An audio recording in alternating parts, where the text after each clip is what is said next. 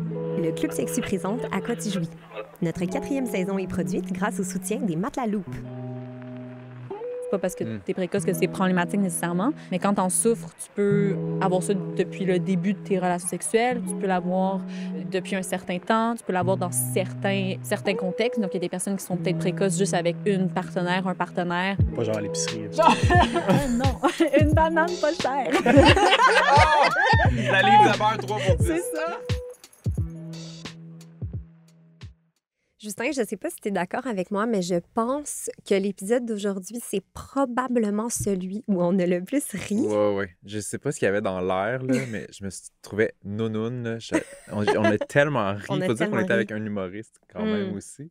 Ouais, mais c'était hilarant. Puis l'épisode d'aujourd'hui, il est présenté par Tel Jeune. Puis on s'est vraiment longuement questionné à savoir quel sujet on avait envie d'aborder pour cette collaboration-là. Puis on s'est arrêté sur le sujet de l'orgasme.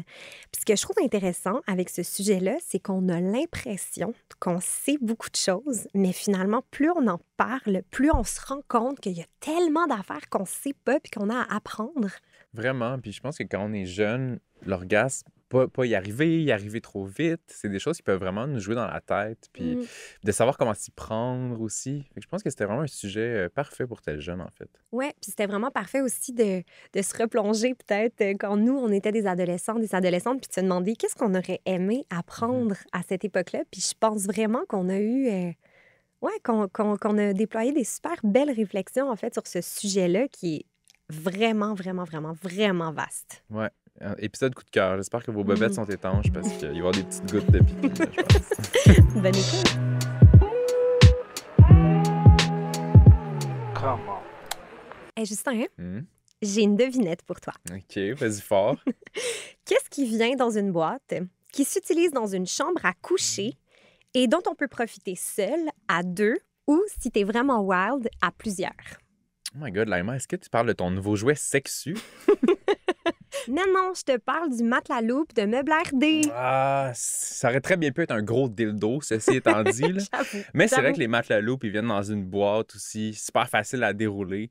Puis en plus, c'est livré directement à la maison. Donc, c'est pratique en clit quand tu as besoin de dérouler ton matelas. Merci aux Matelas Loop de nous permettre de faire notre podcast cette saison et qui, en plus, remettent une partie de leur profit à la Fondation du cancer du sein du Québec. On vous aime. On vous aime. L'épisode d'aujourd'hui est présenté par Tel Jeune. Orgasme! Tout le monde commence par son orgasme.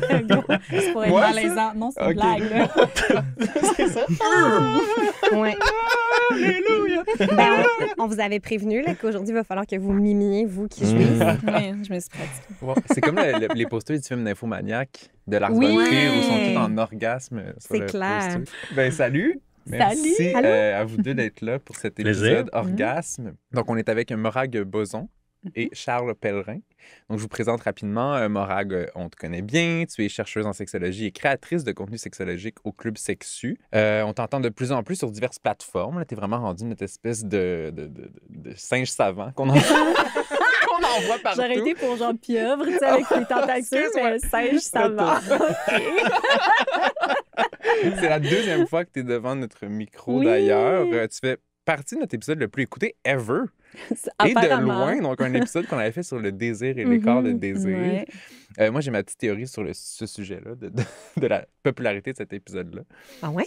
J'ai comme l'impression qu'il y a quelqu'un quelque part qui tripe sur toi et qui met l'épisode sur repeat. De manière dangereuse ou non, genre? Je pense que c'est inoffensif. C'est vraiment pas la pertinence de ton contenu, juste à mentionner d'emblée. Ma théorie, c'est ton attraction. Mettre un stalker. C'est dans même genre un brasse camarade, cette présentation-là. C'est ça, on s'en parle tantôt, Justin. Oui. Charles, t'es humoriste et comédien. T'écris présentement un nouveau spectacle, un projet secret pour l'instant, qui n'a pas encore de titre de travail. En chantier, pas si secret. Pas si secret. Tu fais la première partie de François Bellefeuille cet automne aussi. On t'a entendu dans le cadre de Friends with Benefits, qui est une soirée d'humour bénéfice du Club Sexu. C'est d'ailleurs là où on t'a entendu blaguer sur ta difficulté à orgasmer. Ça nous a mis la puce à l'oreille. On a pensé à toi pour cet épisode-là spécial orgasme, mais on trouve très drôle aussi de manière générale. Donc, merci d'être là. Puis peut-être que toi, tu as un stalker ou une stalkeuse, mais on n'est pas au courant. Ouais. J'en ai déjà eu. Ah ouais? Ah ouais? Il y a déjà une fille qui disait à son entourage qu'elle sortait avec moi. Puis je la connaissais pas du tout. C'était une de mes amies qui m'avait envoyé une photo avec elle. Genre, hey, je suis avec ta blonde. Puis j'étais comme. Oh my God! Je sais pas c'est qui. Wow! Je l'avais confrontée, puis elle avait nié tout le long. Oh mon Dieu! Ouais. OK, fait que ça n'a pas viré comme Baby Reindeer, là, Non, heureusement. c'est ça. C'est bon. Mais elle était venue genre en première rangée d'un de mes spectacles, là, tu sais, juste en avant, comme ça. Puis finalement, je l'avais confrontée. Puis dans la soirée, finalement, elle était partie avec un autre de mes amis qui était pas du tout au courant. Mon Dieu, une stalker girouette. Elle était comme, bon, attends, puis OK. M'a changé. Moi, je suis avec son ami. Un autre humoriste? Ouais. Ah bon! C'est bon! Oh God! C'est Aïe, trop aïe, bon. mon On Dieu. lui souhaite On de a la juste- sécurité. À date, on vous a juste présenté, puis il y a déjà vraiment beaucoup de choses qui sont arrivées. J'adore. Ouais, on n'a pas parlé une seconde de l'orgasme. Donc maintenant, c'est très connu. J'aime beaucoup entrer dans les sujets par les portes de l'étymologie. Donc, je suis allé voir l'étymologie du mot orgasme. C'est emprunté du grec orgasmos, qui est dérivé de organe. Ça veut dire être plein de sève, bouillonné d'ardeur. Ça peut référer à un tempérament, un caractère aussi, mais ça réfère aussi à la colère, à la pulsion. Donc, au cœur de l'étymologie, il y a comme quelque chose comme une fougue bouillonnante. Moi, ça me fait penser à une bouilloire, tu sais, qui siffle. Un petit volcan. On dirait que j'avais la cabane à sucre en tête au Ah début. ouais? J'étais- le temps des orgasmes, là, tu sais. Wow! Le temps des sucres. Mais oui! Avec le sirop qui bouillonne dans les grosses cuves. Un orgasme bien J'adore. québécois. Là. Moi, j'allais dire bien collant, québécois Ouais, aussi. Ouais, aussi. Ouais. Et Ah, ses c'est amis. cool. Bon. Et Ça, saisonnier. Toi, Ouais. ouais, j'avoue. Parce que c'est juste une fois par année, Ouais. la cabane à sucre. Toi, quelle image ça t'évoque, Moraille? Mon Dieu, ben moi aussi, on dirait le petit volcan, là, comme Ouais. quelque chose qui gronde, puis à un moment donné, ben, qui explose un petit C'est peu. ça, Là, comme il y a le Pompéi. point culminant. Là. Je l'ai pompé. Pompéi, certain. Il y a quand même un drame, là, après Oui, Pompéi. c'est Oui, ça. quand même. Ouais, où c'est sûr. ça. la civilisation est Ouais. éteinte. Mais on s'en est rappelé longtemps. Ben, tu sais, plein de petits spermatozoïdes qui décèdent. Ça peut Wow! être dramatique aussi, là. C'est clair. Ouais. Wow, on est- My Ça God. suffit. Selon vous, quelle place on donne à l'orgasme dans nos relations sexuelles? Est-ce que c'est une petite place, une grande place? Est-ce que ça occupe trop de place?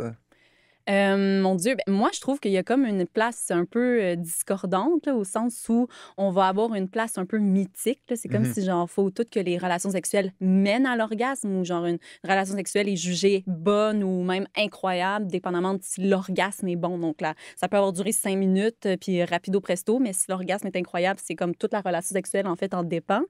Mais en même temps, quand on y regarde, il y a tellement de difficultés pour certaines personnes à atteindre l'orgasme. Ça peut être un stress de peut-être arriver trop vite à l'orgasme ou des fois, ça fait juste pas partie, en fait, de l'expérience parce qu'on va là, un peu s'en foutre un peu, finalement. Là. Fait que c'est comme s'il est vraiment présent, mais des fois, il est comme pas vraiment travaillé ou jugé à sa juste valeur, là, j'ai l'impression. Là.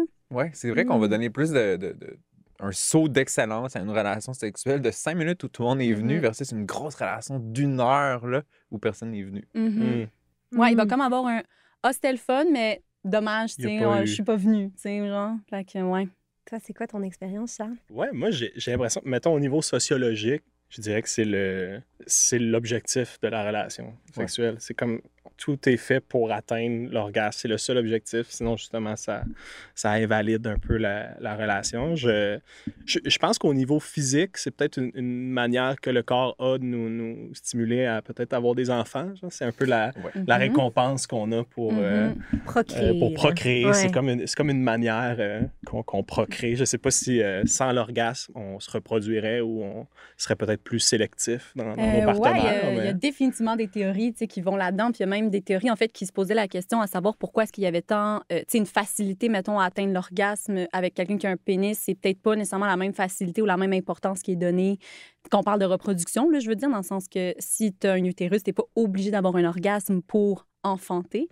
Mais il y a des scientifiques qui ont essayé justement d'aller chercher à savoir quand même est-ce qu'il y avait une fonction à un moment donné. Puis c'est comme les écrits sont pas, ils vont un peu dans les deux sens, là, mais c'est vrai quand même qu'il y a quelque chose qui, c'est quand même la culmination, et j'allais dire la cumulation, mais aussi la culmination de l'acte sexuel pour se reproduire. Tu sais, c'est vraiment l'excitation, vasocongestion, stimulation, spasme qui permet d'éjecter le sperme, mais aussi le spasme que, théoriquement, ça serait de retenir le sperme, donc le spasme d'un vagin. Je pensais qu'il y avait différentes rapidités d'orgasme pour un peu avoir une diversification, d'avoir certaines personnes un peu plus sélectives, disons, dans leur partenaire, puis d'autres personnes qui, on y va pour la quantité, puis juste... On s'étend. C'est comme, eux vont se reproduire, puis vous, assurez-vous que la théorie de Darwin fonctionne. Comme dans ma tête, c'était un peu ça, tu sais. Mais ça, tu parlais de spasme, en fait. Ouais. Techniquement, là, c'est quoi un orgasme, en fait? Bien, c'est ça. Il y a l'orgasme, en fait. Je pense que c'est important, j'en ai parlé un petit peu, j'ai commencé avec l'excitation sexuelle, mais je pense que c'est important de différencier excitation, plaisir et orgasme. Donc, un orgasme, comme je l'ai dit, techniquement, c'est une réaction. En fait, c'est un réflexe physiologique. Fait que c'est des muscles qui se contractent et se décontractent et ça nous crée une sensation qui est corporelle. Maintenant, ça peut se produire avec ou sans plaisir. On peut imaginer, mettons, tu fais ta petite branle-sieste pour aller dormir, tu vas avoir un peu de plaisir, mais ça va être pour ça. Yes! Il faut en faire un chandail. La merch. C'est bon! Ouais. J'adore ce terme. Moi, je trouve que ça veut tout dire. Puis, tu as des fois des orgasmes qui sont beaucoup plus puissants, qui sont beaucoup plus dans le ressenti émotionnel pour différentes raisons. Donc, avec un ou une partenaire que tu apprécies beaucoup ou parce que, justement, tu as peut-être mis plus de temps à y arriver. Donc, ton plaisir, qui est un peu la réaction émotionnelle, finalement, de ce qui se passe dans ton corps, c'est pas nécessairement lié. Mais l'orgasme aussi, ça provient de l'excitation sexuelle, qui ça est la vasocongestion, en fait. Puis ça, c'est une réponse à d'autres stimuli, donc sexuels. Donc, c'est vrai de dire que l'orgasme, c'est comme un peu une culmination de l'excitation, mais c'est surtout un déclenchement de spasme, en fait. Puis, est-ce que c'est sain, des fois, quand on est dans une relation sexuelle avec quelqu'un, de vouloir à tout prix que l'autre orgasme? Là? Être comme là, il va venir ou elle va venir. Là. C'est une belle intention. C'est une noble intention. Mais ça peut l'être, mais c'est sûr que...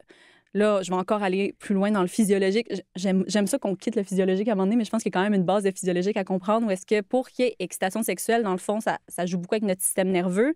Donc, on a notre système nerveux, j'espère que je vais dire les bons, mais le système nerveux sympathique et parasympathique. Donc, sympathique, c'est vraiment ton système du stress, c'est de la réaction, du mode survie. Et tu as ton système parasympathique qui est plus dans la relaxation et qui est plus dans la détente, mais qui est plus aussi dans où est-ce que l'excitation sexuelle va se passer.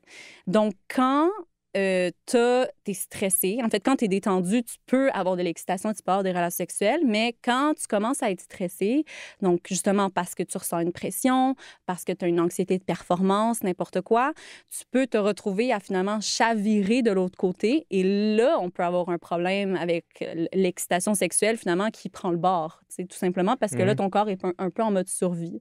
Fait que si on met beaucoup de pression sur quelqu'un, c'est un phénomène plus psychologique et relationnel, mais ton corps va peut-être à un moment donné plus répondre, même si tu en as vraiment envie ou même si tu as full de plaisir.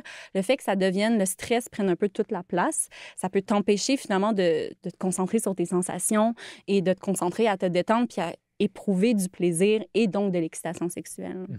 C'est vraiment intéressant. Puis je pense que de vouloir que ton ou ta partenaire jouisse à tout prix, je pense que ça vient aussi du fait que c'est comme ça qu'on établit notre valeur sexuelle, justement, dans le sens où je dois permettre à ma partenaire d'atteindre l'orgasme, sinon, je présume qu'il y a quelque chose qui cloche chez moi. T'sais. Moi, je pense que ça s'inscrit au niveau de l'estime puis de comment on conçoit notre valeur. T'sais. Vraiment, full. Ça a été quoi ton expérience personnelle avec ça? Est-ce que tu as déjà ressenti une pression de la part d'une partenaire de devoir atteindre l'orgasme? Oui, absolument. Puis j'ai probablement aussi fait l'inverse. J'ai probablement mis de la pression sur une partenaire. Moi, selon mon expérience, je suis un anxieux de nature. Fait que ce que tu décris, ça m'est arrivé souvent là, de sentir que ça fait un certain temps que l'autre personne serait peut-être prêt à passer à d'autres projets dans sa vie. J'ai un chalet à construire, moi. Ah ouais. La journée file, là. Ce serait le moment. Ça m'est arrivé à plusieurs reprises là, de sentir cette pression-là, de moi-même me l'imposer, puis de pas atteindre l'orgasme, justement, parce que je tombe dans ma tête, puis je me demande, bon, là, est-ce que c'est correct? Est-ce qu'à ce stade-ci, je suis seul dans le projet? À l'inverse aussi, ça m'est arrivé de vouloir faire jouer ma blonde juste parce que je suis donc bien insécure, puis je me dis que si je la fais pas jouer, ben ça va se terminer éventuellement, là, tu sais. Fait que je m'identifie à tout ça. Puis dans votre conception, disons, d'une relation sexuelle qui est dite complète, là, la fameuse expression relation sexuelle complète, est-ce que vous considérez qu'une relation est, entre guillemets, complète s'il n'y a pas eu d'orgasme des deux personnes ou d'un des deux ou de plus, s'il y a plusieurs personnes impliquées? Pas instinctivement. J'essaie de cultiver ce rapport-là, mais d'instinct, non. Je pense que je ressens quand même un peu que c'est incomplet s'il n'y a pas eu d'orgasme, mais de plus en plus, j'essaie au contraire de me concentrer sur le fait que j'ai eu du plaisir tout au long de la relation, puis c'est suffisant pour moi. Oui, fait que le plaisir plus que cette finalité-là qui est l'orgasme. Je pense que j'abonde vraiment dans ton sens. Je pense que comme théoriquement, c'est de plus en plus comme accepté, là, ou pas accepté, mais comme c'est plus communiqué qu'en effet, l'orgasme n'est pas à tout prix. Mais je pense vraiment que dans le pratique, dans le ressenti, on a beaucoup à déconstruire. Il y a quand même cette impression qu'on n'est pas allé au bout ou que c'était peut-être pas aussi bon que l'autre fois où est-ce qu'on a eu un orgasme. Fait qu'il y a quand même quelque chose, je pense, à défaire. Là. Je pense qu'il y a beaucoup de gens qui se sentent comme tu te sens. Là. Ouais. Moi, j'ai dû déconstruire ça beaucoup parce que longtemps, j'ai pensé que oui, qu'une relation sexuelle complète, il fallait qu'il y ait un orgasme. Et j'ai eu pris des antidépresseurs, j'en ai déjà parlé à ce micro-là, en 2020, à cause de la pandémie, plein de choses. Puis c'était très difficile avec mes antidépresseurs d'atteindre l'orgasme, voire des fois impossible. Ça arrivait, là, mais c'était vraiment beaucoup de travail. Puis à un moment donné, j'ai du plaisir, puis c'est difficile de l'atteindre, mais c'est correct, tu sais, c'est ce passage-là dans ma vie, puis ça va revenir, là, tu sais. Mais ouais, ça m'a comme forcé à décentraliser l'orgasme, pas eu le choix. C'est ça, c'est ça qui est un peu plate, je trouve, avec le focus sur l'orgasme, c'est que, à la fin, techniquement, la recette pour avoir un orgasme, c'est d'être capable de laisser place à ton plaisir, à l'excitation sexuelle. Mais, mettons, dans un cas comme le tien, où est-ce que tu sens que tu as perdu ta capacité à avoir un orgasme, il peut y avoir une certaine déception qui t'amène à pas nécessairement peut-être vivre le plaisir autant que tu pourrais le vivre, ou encore une fois, si on est dans le stress, on est tellement focusé, en fait, sur ce dont ça devrait avoir l'air. On n'est pas focusé sur ce que c'est, puis on n'est pas focusé à juste apprécier ce que c'est, qui est finalement probablement très le fun, tu sais. Puis techniquement, si on était dans un peu le lâcher-prise et le laisser-aller, puis là, on parle vraiment de cas, tu sais, je veux dire, il y a du cas par cas, il y a des enjeux des fois physiologiques ou whatever, je nie pas ça, mais si on était justement sans le laisser aller puis qu'on était capable de se concentrer sur nos sensations puis de les vivre juste pour les sensations qu'elles sont, l'orgasme arriverait probablement beaucoup plus rapidement. C'est quand même ironique. Oui, mais c'est toujours un peu ce truc-là de hey, plus t'essayes, plus ça va être difficile. Mais si c'était si facile à faire, ça se saurait. Je pense genre, hey, t'as juste à décrocher. C'est ça. Ça va arriver. Une petite plaque, ça serait le fun. Genre, Fais confiance à la vie. Oui. Once again. Ben oui, mais ça, c'est un conseil qui a déjà servi très concrètement. Mais justement, tu sais, dans un cas un peu comme ce que tu décris où ça peut être long avant d'arriver, c'est quoi les impacts que ça a pu avoir sur la conception de la sexualité et de ta sexualité? Tu sais, ce que je disais au spectacle, disons, la ligne directrice, je disais que j'étais pas précoce, là, que moi, à l'inverse, j'étais en retard. Là, je démystifie un peu les deux. Tu sais, moi, en tant qu'homme, disons, j'entends souvent le discours comme quoi c'est la chose la plus facile, là, faire orgasmer un homme, puis c'est comme tu l'accroches, puis la champlure est ouverte, puis ça part. Là, c'est comme... Un bon robinet. Ouais, c'est exactement ça. Un robinet, that's it, tu sais. Le robinet est ouvert. Fait que, c'est sûr que moi, dans ma position, sachant que c'est long puis ça n'arrive pas toujours, c'est sûr que tu te dis il y a quelque chose qui cloche, là, naturellement. Il doit y avoir un problème physique ou physiologique, peu importe. Il y a un problème. Fait que c'est sûr que j'ai toujours eu l'impression que ma sexualité n'était pas normale juste pour ça. C'était pas comme dans la norme. Avec ma blonde aussi, c'est dur. On associe souvent l'orgasme et le désir. C'était dur de lui faire comprendre que hey, moi, c'est pas parce que j'ai pas atteint l'orgasme que j'ai pas eu de plaisir. C'est c'est pas de toi. Puis après ça crée un cercle vicieux où tu sens que ça affecte ta partenaire. Fait que là, tu te sens d'autant plus mal, puis en plus, t'as pas atteint l'orgasme. Fait que t'as l'impression qu'il manque quelque chose. Fait que moi, ça a déjà mené à des spirales où je faisais un peu d'évitement. On dirait que je voulais pas avoir une relation sexuelle trop proche de celle-là, juste parce que je voulais pas revivre un peu la honte, le sentiment d'invalidité. Je voulais pas que ma blonde se sente mal. J'ai une question, c'est peut-être super niaiseux. Mettons, comment tu t'es rendu compte que c'était long? Ou long par rapport à... Oui, c'est une bonne question. La norme, entre guillemets. Ouais, je pense que c'est avec l'expérience, à un moment donné, tu sens que c'est plus long qu'à l'habitude. Dans le sens qu'il y a comme quelque chose de vouloir faire jouer ton partenaire. Je le sentais souvent de comme... Voyons, je me donne. Là. Okay. C'est ça. Okay. On a travaillé fort. On l'a déjà demandé, tu sens-tu... Oui, c'est ça. T'as reçu des commentaires aussi. Oui, genre, ça va, tu t'aimes-tu ça? Genre? Exact, là. Fait que t'es comme... Oui, tu sais, puis là, plus t'essaies, justement, plus tu t'éloignes de l'orgasme. Puis plus c'est long aussi, plus c'est facile de retomber dans une zone mentale qui n'est pas nécessairement sexuelle, tu sais. Puis tu t'es-tu senti moins viril parce que t'étais pas capable d'orgasmer? T'es-tu genre, je suis moins homme pour ça? Oui, un peu. À un certain point, je me disais, tu sais, j'ai peut-être moins ça. Je suis peut-être... C'est stamina. Ouais.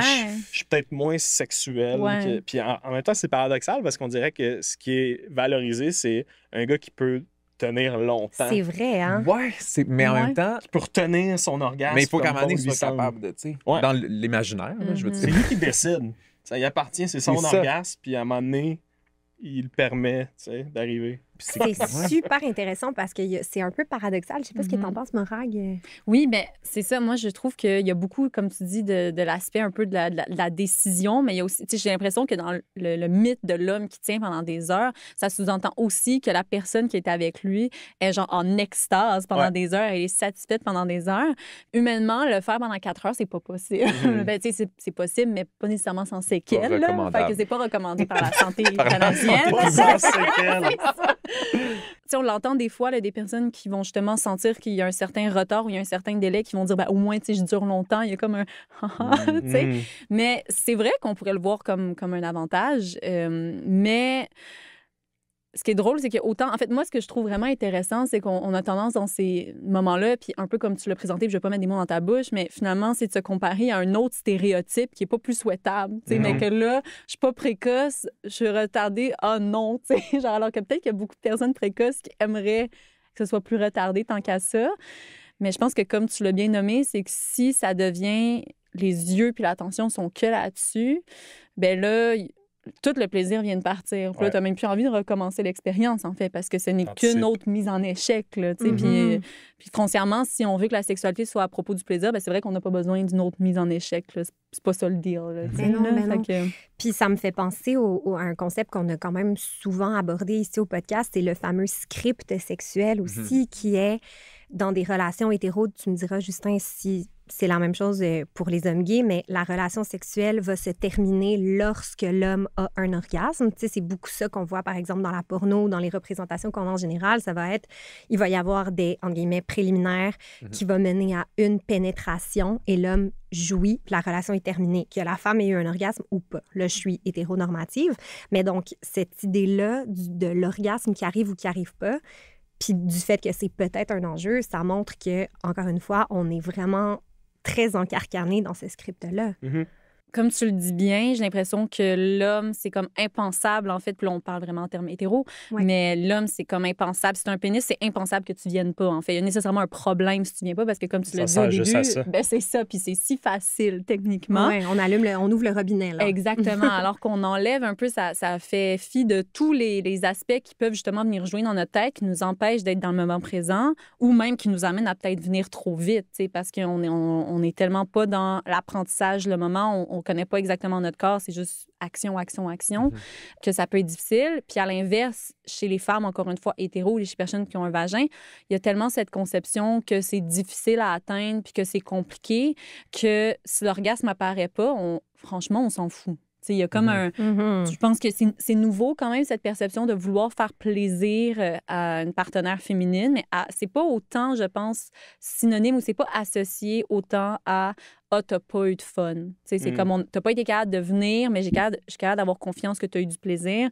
Je pense que quelqu'un qui a un pénis qui vient pas, on va justement plus questionner, il va falloir plus rassurer qu'il y avait bel et bien du plaisir. Le script dont tu parles, Laïma, ça me fait penser au livre Le principe du cum shot de Lily Boisvert, je pense, qui est un peu comme justement comment le cum shot devient ce scellant-là de la relation puis de la conception même de la sexualité pour les hétérosexuels. Qui peut arrêter le plaisir même. Oui, c'est ça qui est quand même un point d'orgue. Peu importe si on a arrêté d'avoir du plaisir ou non, c'est comme il y a eu éjaculation, c'est terminé, genre, tout simplement. C'est le ménage. Exactement. Le ménage, on va en parler, c'est un de mes sujets préférés.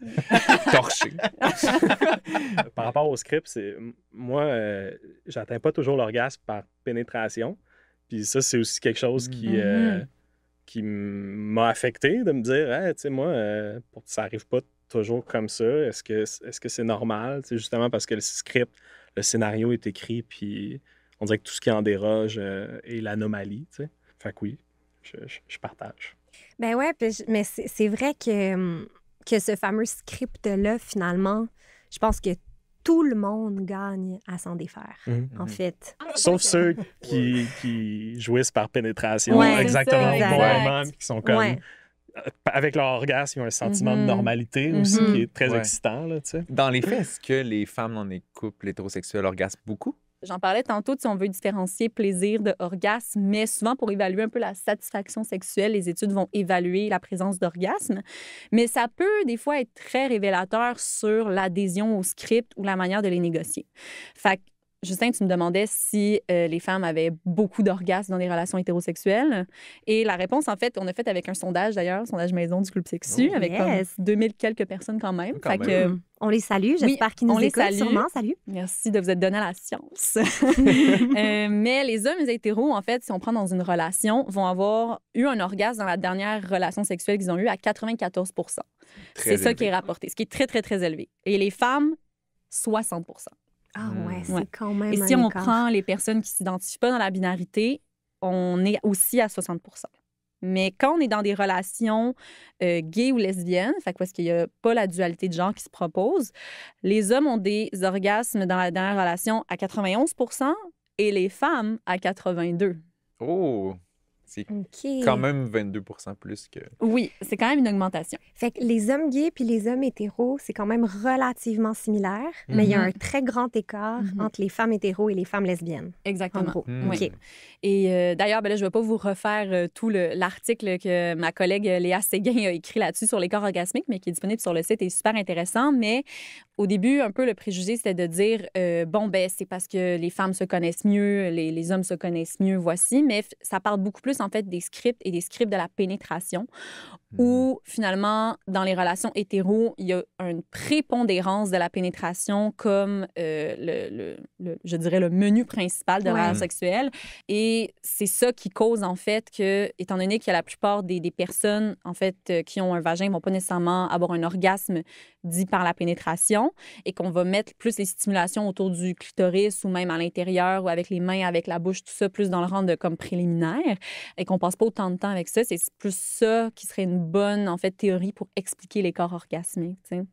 Et ce qui est intéressant, c'est que ça peut justement s'appliquer à tout le monde, parce que si justement on se limite à la pénétration et que ça ne fit pas, que ce soit pour une personne ou pour l'autre ou pour les deux, bien là, on se limite vraiment dans notre capacité à ressentir du plaisir, mais aussi de le ressentir autrement, tu sais, puis de manière peut-être plus échangée, de manière aussi plus sensorielle, là, finalement. Là.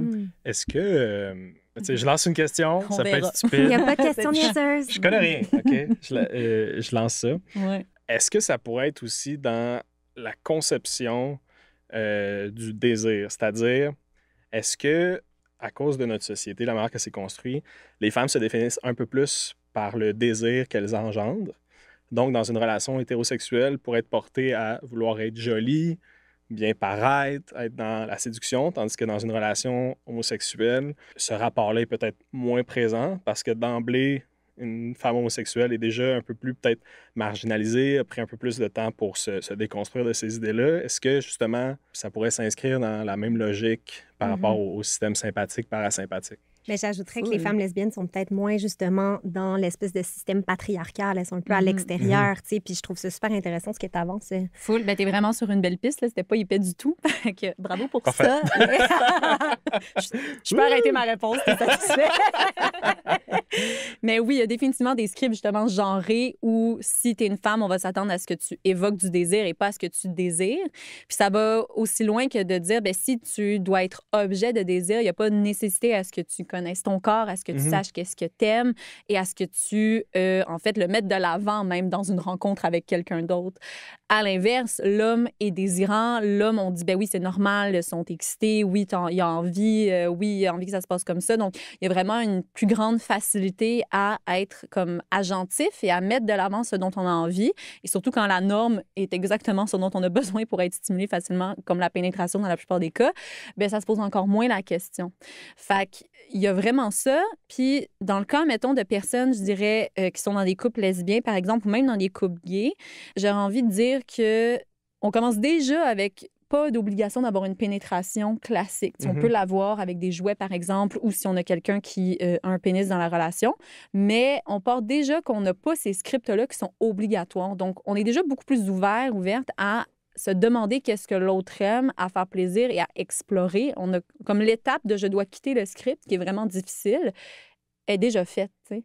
Fait que ça aussi, ça engendre beaucoup plus de facilité à explorer et avoir des relations sexuelles, finalement, qui répondent aux besoins de plaisir des autres personnes. Plutôt que de rentrer dans un moule qui est déjà préétabli. C'est difficile de sortir d'un moule. C'est vraiment difficile.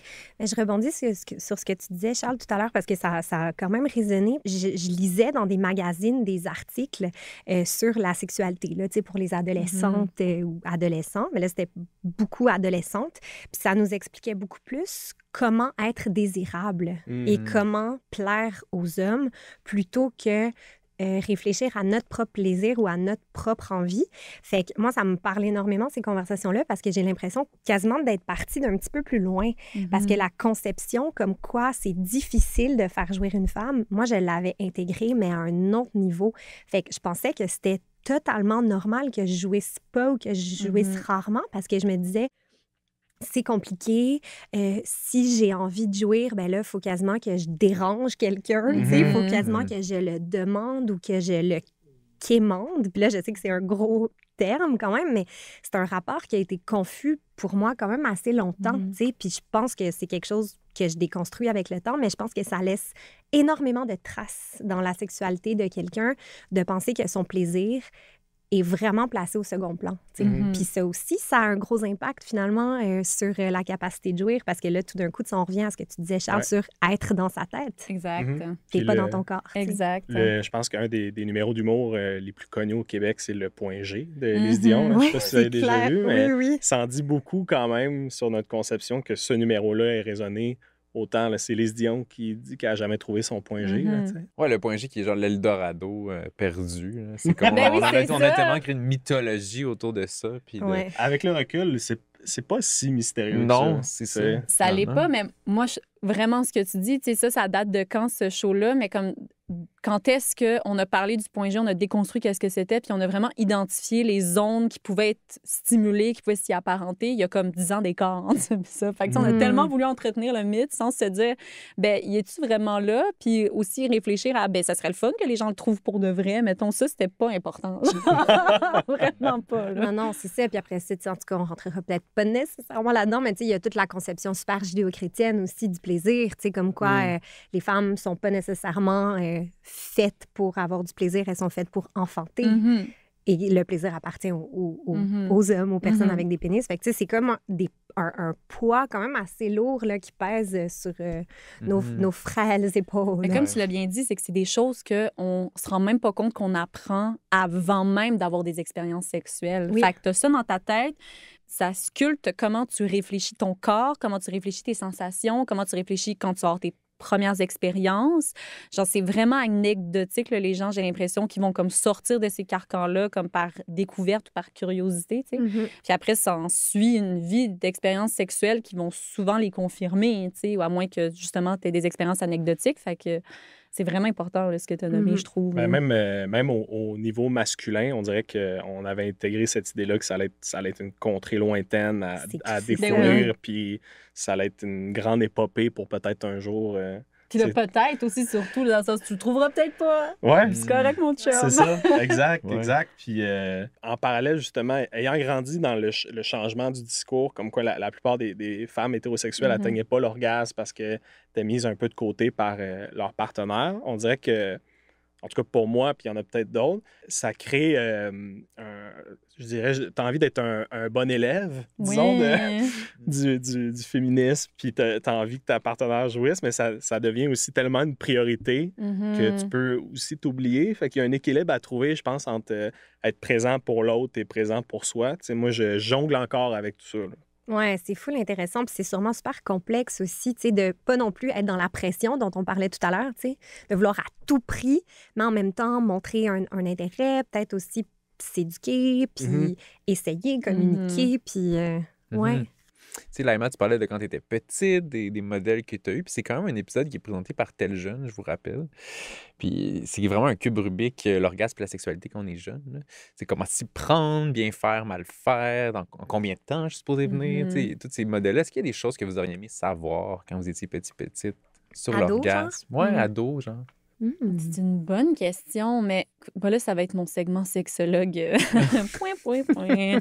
Mais moi, tu sais, je trouve que ce que tu dis de comme avoir l'impression de déranger, en fait, pour comme, tu sais, oui, peut-être demander des choses pour arriver à un orgasme, mais juste comme pour prendre le temps de découvrir comment t'es. Là, moi, étant ado, là, j'ose espérer que c'est plus la norme maintenant, mais j'ai l'impression que c'était très la norme quand j'étais jeune. Tu sais, on parlait pas de masturbation, on parlait pas de se donner du plaisir, de se découvrir.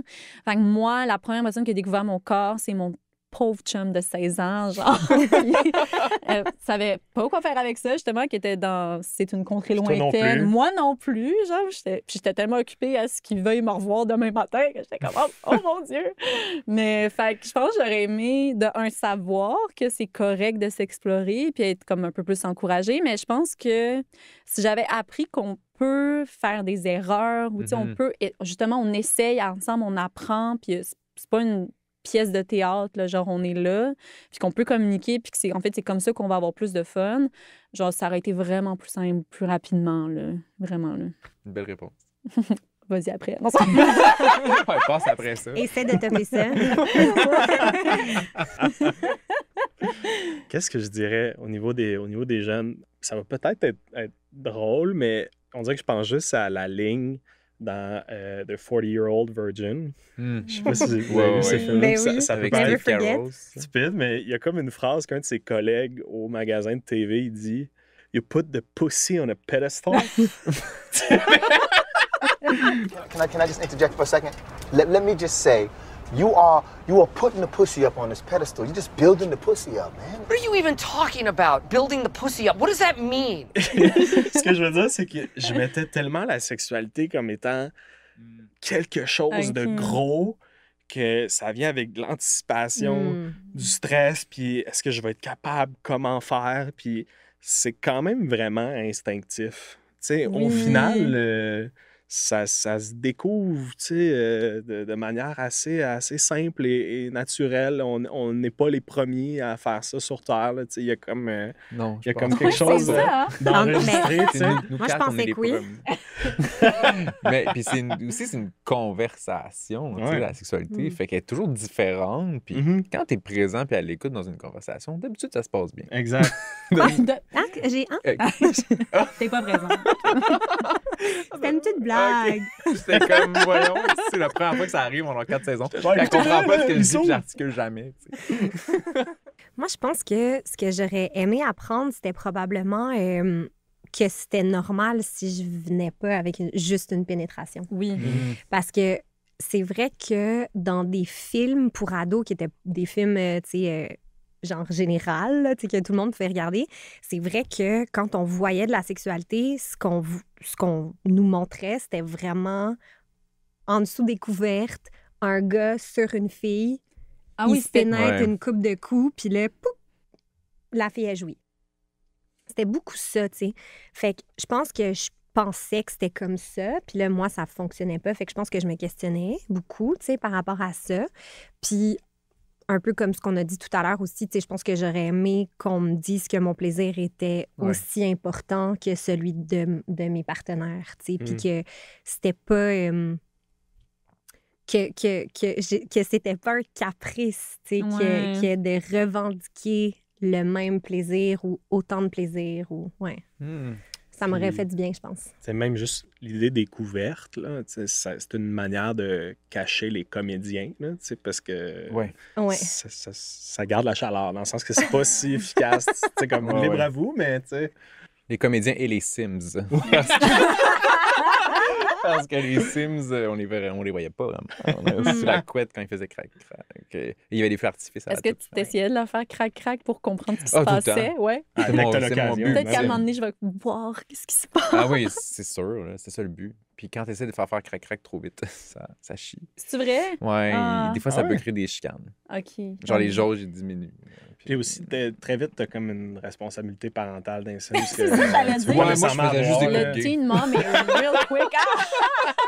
Je voulais pas ça des morveux. Non, merci. Ah, c'est C'est bon. bon. Il y a autre chose, moi, je pense que j'aurais aimé apprendre quand j'étais ado, c'est qu'on me parle du clitoris, en fait. Parce qu'on n'en parlait pas beaucoup du clitoris. Je pense qu'on en parle de plus en plus, mais je sais que même sur les planches anatomiques, là, dans les livres de sciences, c'est quand même relativement récent là, que le clitoris apparaît.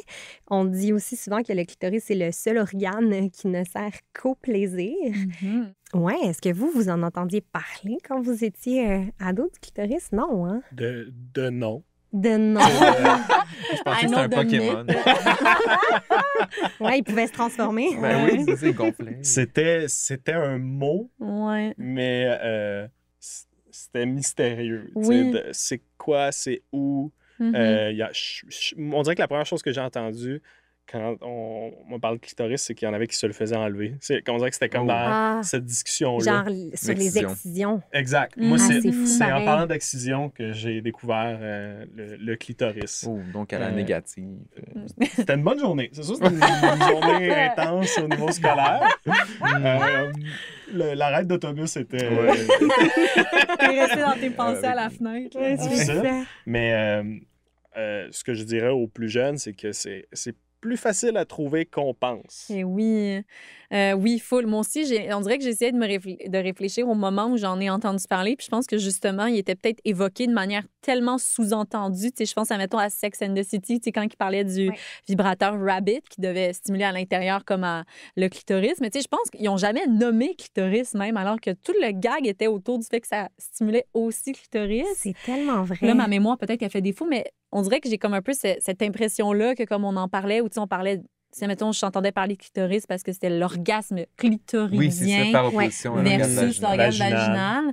Puis là, j'étais comme, qu'est-ce que ça veut dire?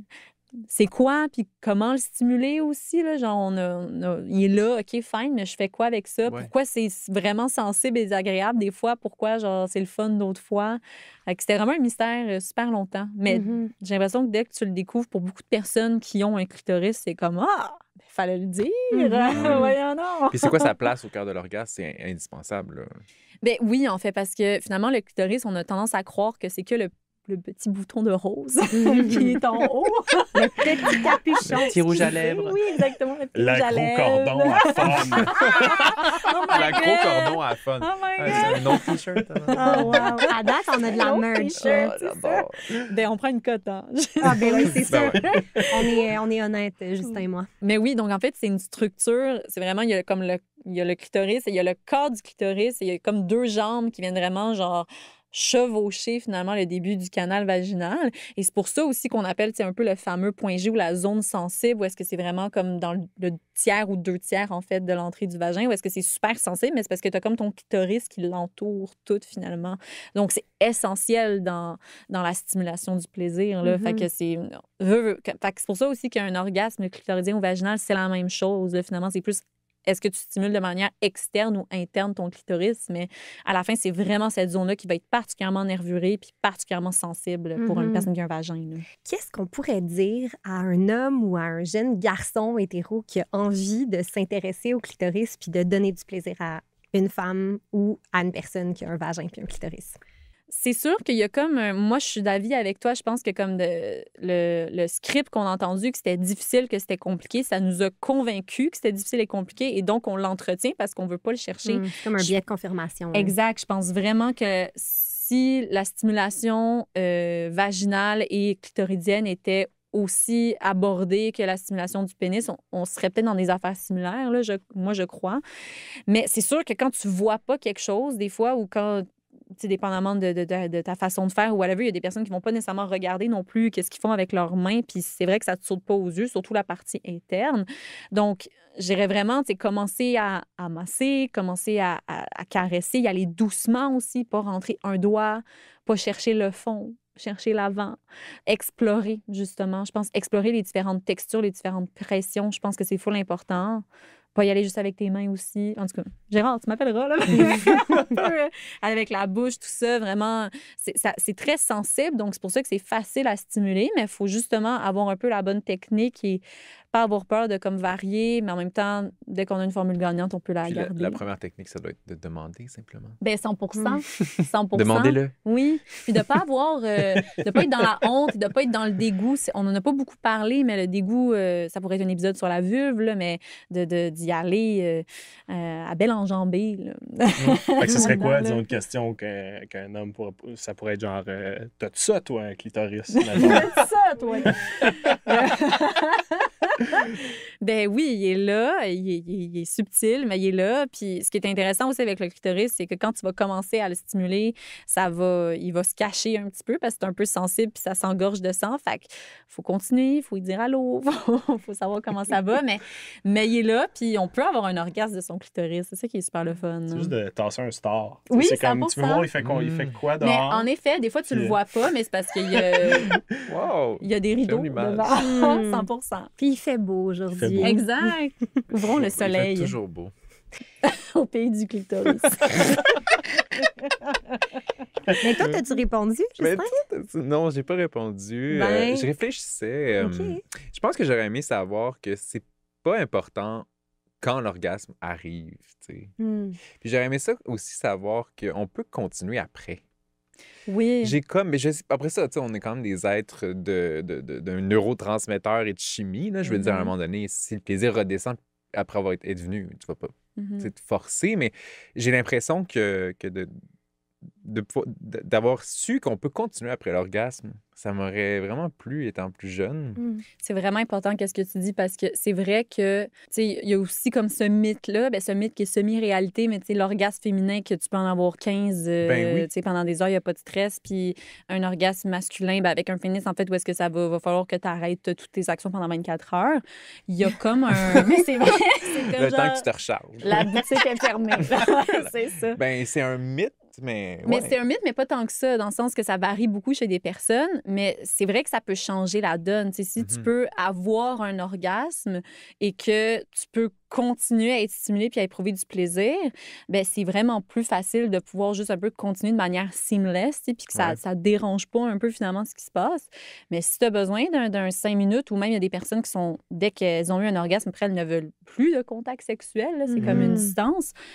Il y a comme il y a ça à gérer, mais je pense que si tu sais que tu peux avoir envie de continuer plus tard ou que c'est, mettons, que partie remise ou que tu peux justement prendre ton 15 ou peut-être faire plaisir à l'autre pendant que toi, tu n'as plus vraiment envie d'être stimulé, ça peut vraiment enlever la pression, en fait, que toi, tu n'es plus obligé d'être stimulé, tu n'es plus obligé de revoir un autre orgasme. C'est pas grave, même si ça ne lève pas ou si ça ne lubrifie pas, si tu n'as pas envie de l'utiliser, ça existe, là, tu sais. Hein? Mais moi, j'ai toujours trouvé que c'était un super bon moment en tant que, tu sais, dans une relation hétéro, mettons, pour avoir un orgasme, c'est après une pénétration où mon partenaire a joui. Je trouve que c'est un bel espace. Ouais. Donc, comme si tu passes en deuxième quand même.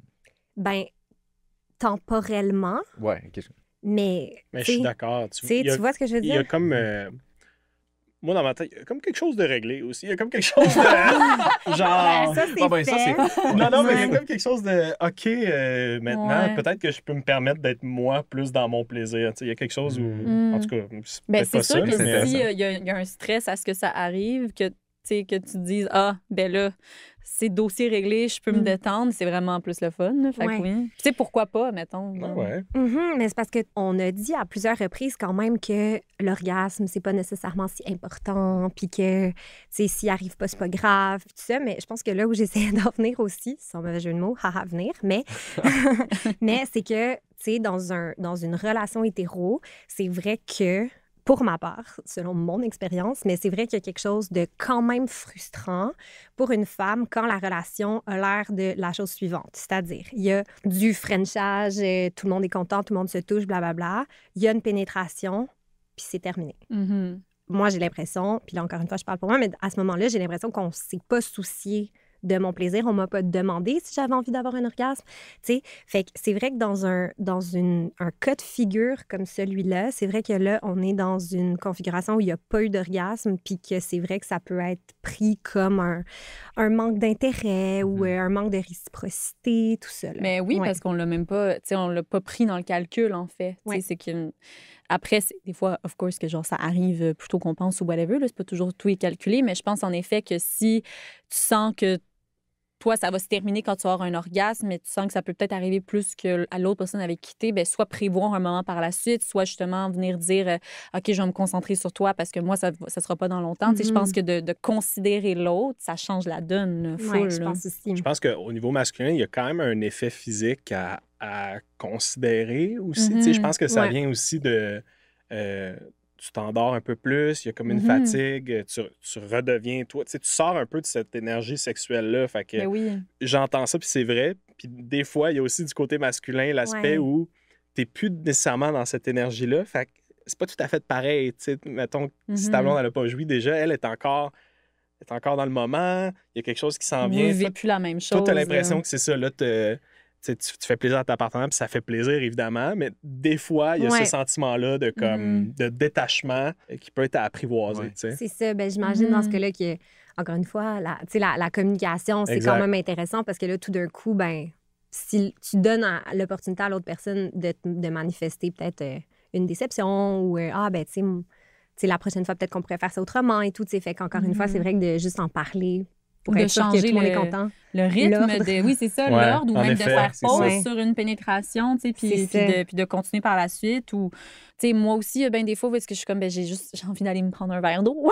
Ben, tu peux. Ben oui. Chaud, là. Exact. Pas installer la clim. Mais est-ce que vous pensez qu'on accorde plus d'importance à l'orgasme masculin versus l'orgasme féminin? Importance en termes de plus normal et à s'y attendre et donc plus sa place, oui. Je sais pas si ma nuance fait du sens, là, mais on dirait que c'est comme si c'est un acquis, mais en même temps, c'est comme un peu ton fast-food, alors que l'orgasme féminin, on le met vraiment sur un piédestal. Là, genre, c'est censé être perle, là, dans le fond de l'océan. C'est ça, exactement. Là.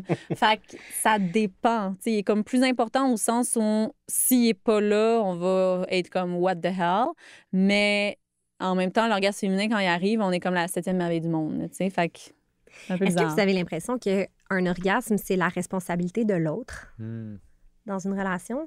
Non. Ben... c'est vraiment une bonne question. Oui, parce que je réfléchis à Estelle Cazelet, là, qui est une sexologue qu'on a reçue au podcast, déjà, qui travaille pour les 3 sexes, qui avait déjà dit qu'elle n'était pas nécessairement en faveur de l'expression « donner un orgasme à quelqu'un d'autre ». Elle disait plus « tu accompagnes, tu es comme en présence de quelqu'un qui a un orgasme ». Puis t'es elle voyait ça comme quelque chose de... Tu witnesses un orgasme, genre? Ouais, puis éventuellement, tu vas aider la personne à atteindre, mais ça reste quand même son orgasme à soi-même. Je trouve ça c'est cool, intéressant. c'est comme une responsabilisation un peu de l'orgasme. Bien, c'est très commun, en effet. Je pense que c'est pas faux au sens où, tu sais, ça te demande toi aussi de peut-être de participer plus ou moins activement à ton orgasme, même si c'est l'autre qui veut vraiment comme te l'offrir. On dirait que j'ai l'impression que j'ai un peu mes réserves au sens où je pense qu'il y a vraiment des personnes qui veulent donner un orgasme, qui veulent vraiment comme le prendre en charge et donc l'offrir. Fait que je pense que dans certains contextes, tu le tu le donnes à l'autre, tu sais, parce que c'est vraiment ton intention. Mais je pense qu'en effet, ça demande d'avoir appris le corps de l'autre, que la personne réponde ou nous indique ce qu'elle aime pas à travers des sons, qu'elle réagisse, qu'elle nous le dise, s'il faut changer de position, whatever. Fait que oui, ça demande quand même une intervention de l'autre, là, nécessairement. Oui, éventuellement de se faire venir soi-même là, oui, à c'est la ça. mi-temps. Dans le sens que l'autre, il n'arrivera pas s'il donne rien. Là, c'est ça, là. Fait que c'est vrai qu'il y a quand même un travail d'équipe, même si on a l'impression que c'est très « je te donne et tu reçois » ou l'inverse. On dirait que ça m'évoque juste les guides de psychédéliques, ces gens-là qui comme sont responsables de ton bien-être pendant que toi, tu vis ton expérience occulte. Ton ayahuasca. On est comme responsable de guider l'autre vers notre orgasme, dans le sens où exprimer ce qu'on n'aime pas. Un peu plus à gauche, un peu plus en haut, un peu plus en bas, ou genre continue ça, arrête ça. Comme... Ou juste parler de body language. De nommer. Oui, faire un exercice très guidé, là. Nomme ce que t'aimes le plus qui se passe. Puis même, c'est ça, je pense que même quand c'est super abstrait de dire j'aime telle chose, juste justement d'être dans la réaction. Tu sais, ça, essaye comme ça, essaye ci, puis d'essayer de répondre de manière plus instinctive là, aux stimulations. C'est full important. Puis d'apprendre à être à l'écoute aussi du corps de l'autre. Par exemple, savoir reconnaître au fil du temps certains signes physiques. On parlait de certains gémissements, certains bruits, certains mouvements du corps. Mais ça aussi, puis d'être à l'écoute, en fait. Si on est dans une dynamique où on a peut-être, on est stressé de notre apparence, on est stressé de notre performance ou whatever, ça demande quand même une aisance minimum pour être en mode un petit peu plus je reçois et je suis concentrée sur mes sensations, ce qui n'est pas un travail qui est un acquis pour tout le monde. Il y a quand même, justement, si tu es dans ce cerveau de comme « Ah, c'est trop long » ou « Ah, la personne va se tanner » ou « Il faudrait qu'on fasse autre chose » ou ça peut même amener certaines personnes à même vouloir peut-être le faker ou whatever. Fait que c'est quand même le fait d'être capable de recevoir puis d'être bien dans le moment puis de ne pas s'attendre à quelque chose, de ne pas être dans la performance, c'est quand même c'est pas donné à tout le monde. Il y a quelque chose de méditatif, là, pratiquement, de pouvoir sélectionner les pensées, puis de comme faire le ménage. Puis en présence aussi de quelqu'un à qui on veut plaire. C'est un peu ça le défi toujours, là, parce qu'il y a beaucoup de personnes qui arrivent très bien à se pitonner le bon piton chez eux. Puis quand tu arrives devant l'autre, t'es comme, là, c'est là que ça fonctionne pas. Mais dans toutes les situations de notre vie, on est beaucoup plus performante quand on est dans le moment présent. Oui, exactement. Puis quand on n'est pas dans nos pensées, là, dans RuPaul Drag Race, il y a ce qu'on appelle un inner saboteur. 100%. Qui est comme cette petite voix-là, qui est plutôt dans l'action, mais t'es dans la pensée. Puis là, finalement, c'est ton inner saboteur qui fait en sorte que t'es dans le bottom. Thanks, RuPaul. Thanks for sachez. Shantae, you stay. Pour revenir à nos moutons, on a beaucoup parlé des personnes qui avaient des orgasmes de manière précoce. Oui. On a effleuré le sujet, mais on n'en a pas vraiment, on n'est pas entré dedans, mais j'imagine que ça a son lot de problèmes et d'insatisfaction aussi. J'aimerais ça qu'on en discute un peu, comme ça vient d'où? Pourquoi il y a des gens qui ont des éjaculations précoces? Qu'est-ce qu'on peut faire aussi pour améliorer ça? Qu'est-ce qu'on peut faire? Qu'est-ce qu'on peut faire en tant que société? C'est ça. Ben oui, donc les éjaculations précoces, c'est un peu l'autre pan des troubles érectiles éjaculatoires. Dans le fond, c'est le fait d'avoir une éjaculation plutôt qu'on l'aimerait, là, techniquement. Après, il y a différents seuils. Il y a des personnes qui ont une éjaculation avant qu'il y ait stimulation, qu'on va dire par pénétration, en fait, la plupart du temps. Il y en a qui en ont peut-être quelques secondes, quelques comme battements après la pénétration. Mais c'est dès qu'il y a comme une espèce de détresse ou une insatisfaction qui est associée au fait de comme éjaculer trop vite, donc de venir trop vite, c'est là qu'on considère qu'il y a comme un problème, finalement, que la personne va venir consulter.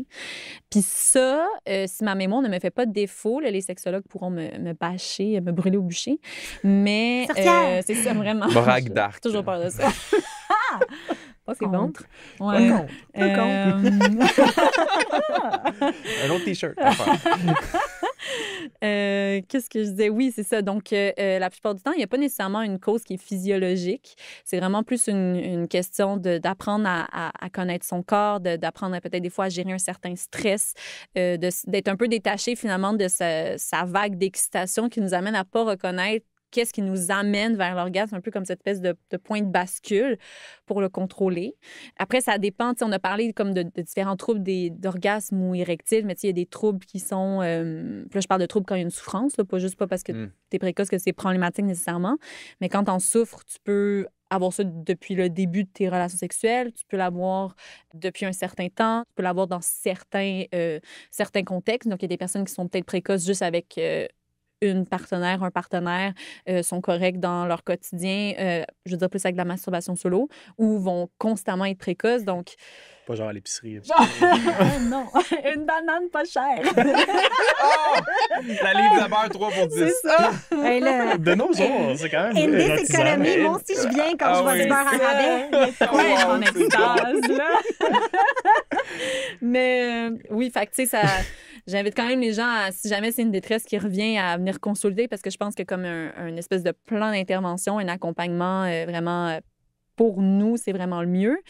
Mais de manière générale, ça va être vraiment d'apprendre à identifier, en fait, les facteurs qui peuvent être plus anxiogènes, mais surtout d'identifier, en fait, de comprendre notre mode d'excitation, de comprendre nos signes de notre corps qui nous disent que ça s'en vient, puis d'essayer d'avoir un meilleur contrôle là-dessus, finalement. Ouais. Il y a une pratique qui s'appelle le edging, qui est comme de s'approcher du seuil de l'orgasme et de stopper tout à ce moment-là. Fait que c'est vraiment comme un peu un funambule qui marcherait sur une corde, sans jamais basculer d'un bord ou de l'autre. C'est quand même intéressant comme pratique. Je sais que ça existe dans les communautés BDSM aussi. Là, oui, c'est ça. C'est vraiment d'arriver presque au bout, en fait. Puis dès qu'on sent qu'on va chavirer vers un orgasme, c'est comme un point de non-retour, là, le point de bascule que je parlais. C'est vraiment d'arrêter à ce moment-là, de soit stopper la stimulation, de ralentir, de changer la stimulation.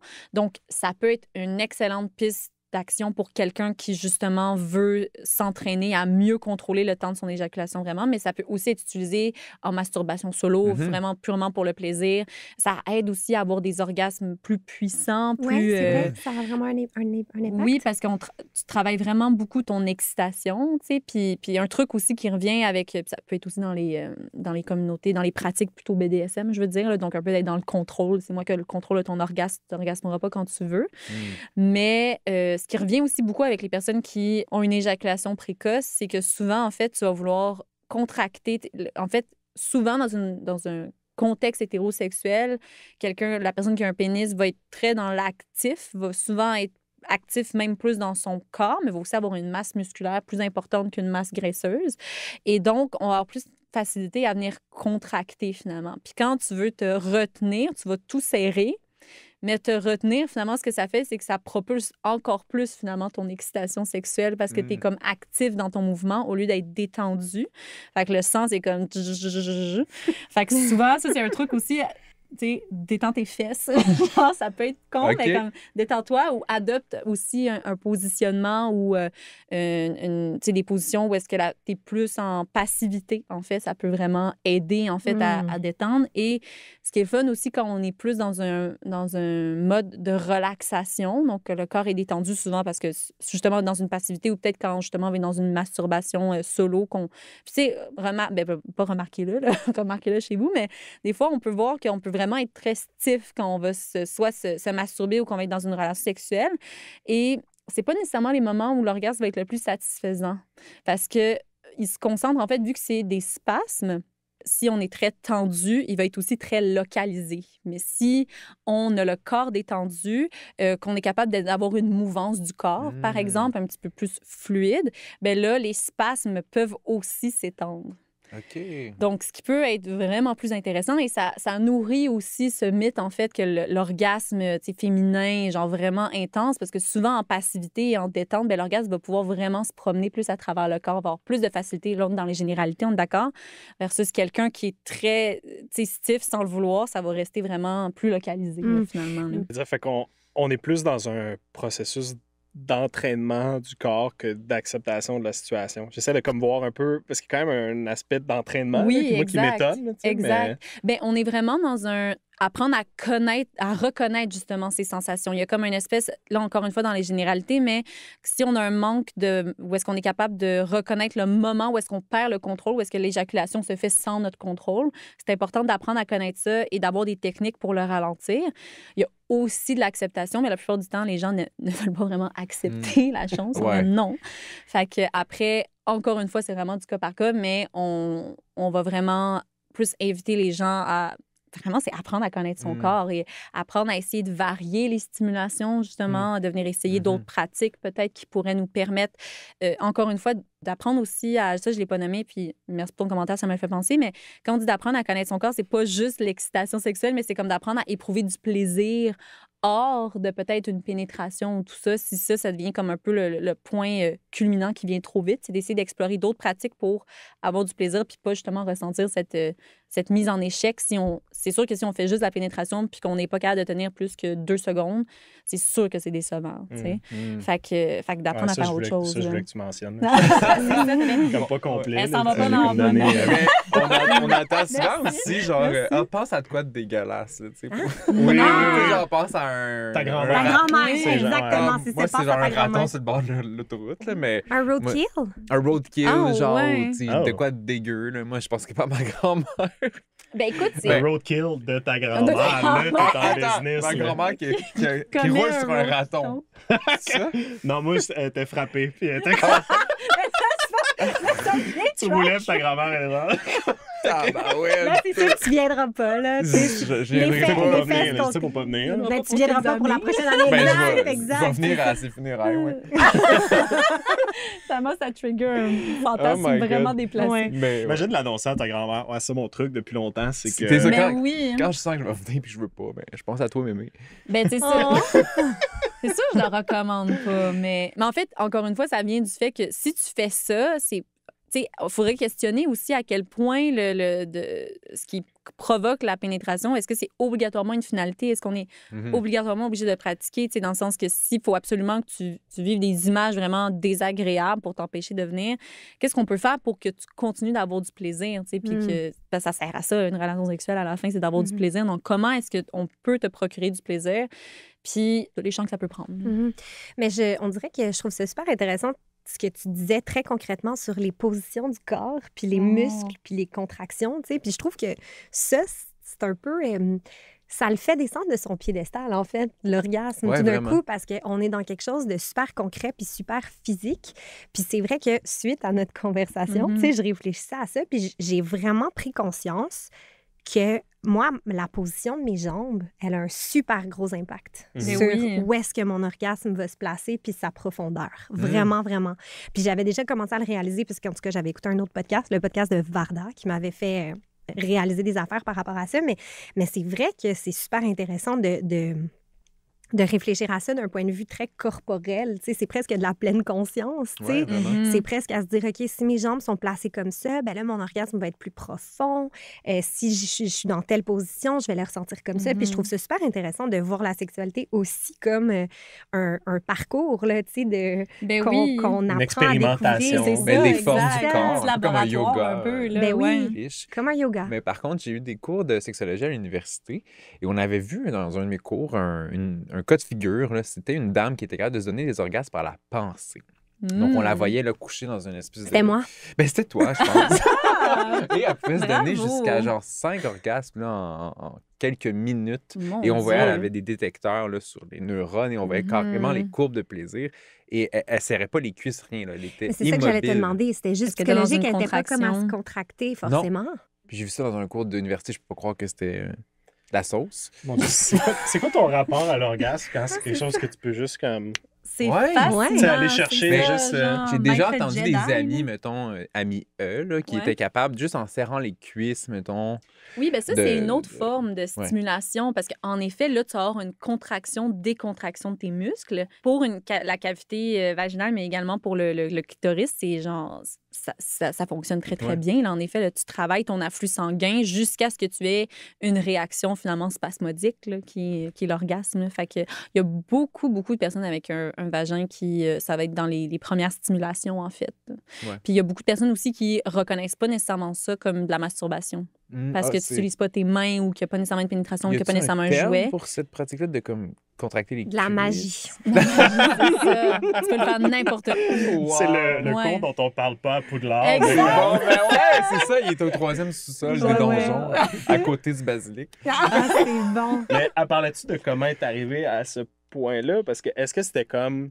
Elle s'approchait de l'orgasme, puis à ce moment-là, se concentrait sur la zone de son cerveau qui Puis là, tu fais une association. Souvenir flou. Je me rappelle juste des genres de waves de plaisir qu'on voyait carrément à l'écran. C'est vraiment intéressant. Mais, tu sais, je sais pas si c'est commun ou pas. C'est juste que ça me faisait penser à ça parce qu'on parlait tellement du corps. Puis là, je me rappelle de ce cas de figure-là où elle avait seulement besoin de son esprit, tu sais. Mais c'est sûr, après, il faudrait voir, tu sais, justement, à quoi elle réfléchissait. C'était quoi la fantasmatique. Ma grand-mère en road game.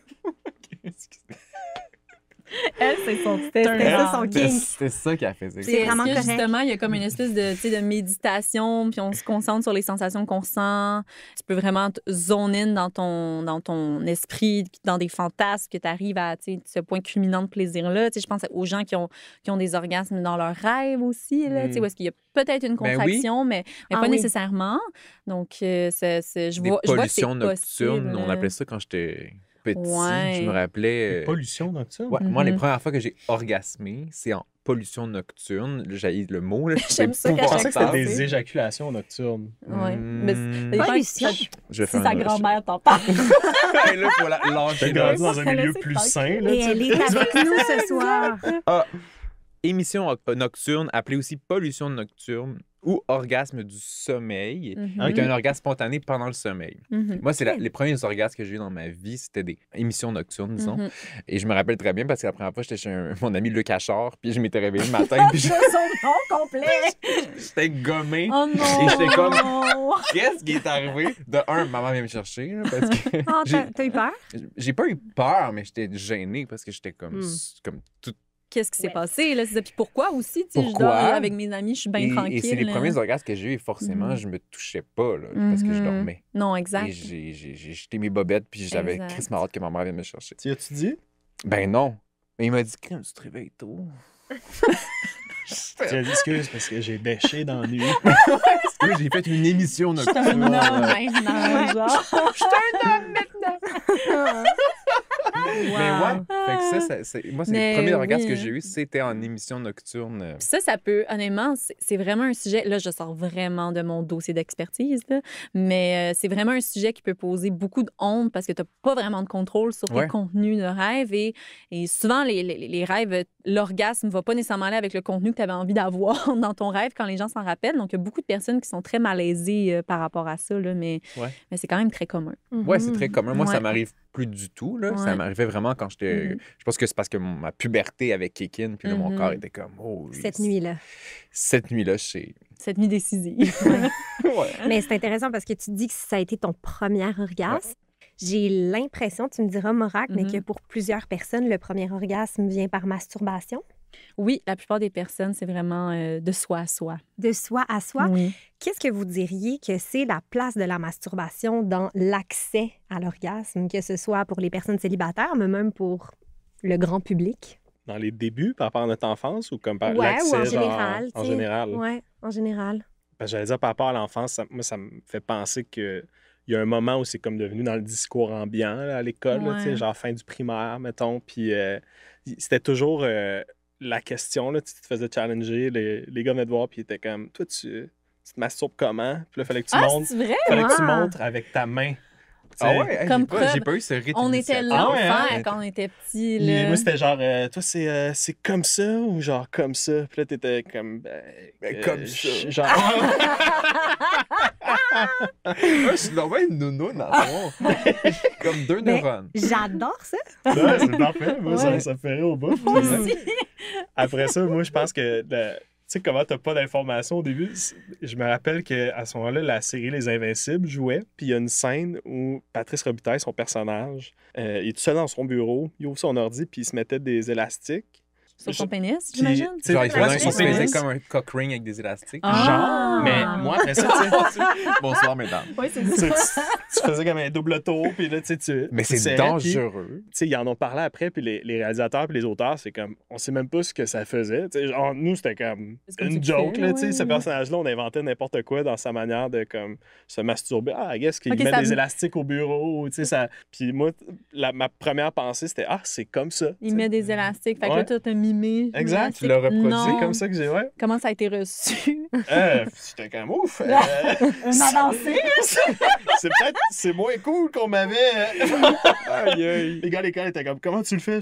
Ah, Ben, c'est ça. comme Patrice, Là, comme tu ça. fais ton nez, tu fais ton oreille Ah ouais, mais Là, là, tu vas chercher le journal, puis comme, tu prends. T'en as Wow. cru pendant une semaine, puis là, tu peux te faire une bonne baise. Ah, c'est bon. C'est bon. Moi, quand j'étais, tu sais, comme fin de l'enfance, je pensais que j'avais inventé la masturbation. Wow.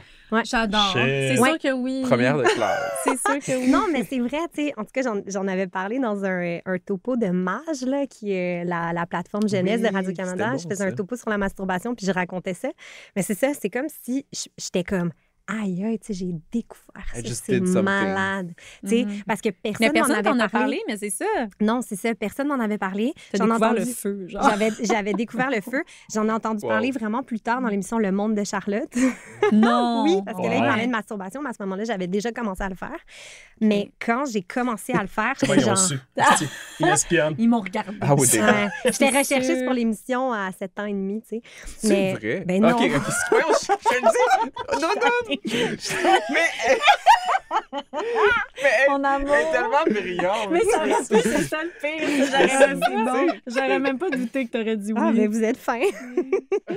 Mais non, c'est ça. C'est comme j'en avais jamais entendu parler puis que j'avais découvert ces nouvelles sensations-là. Tu sais, je sais pas si j'avais des orgasmes à l'époque, mais j'avais Mhm. somme toute un plaisir. J'étais genre, oh my T'avais God! mis la main sur quelque chose. Literally. Literally.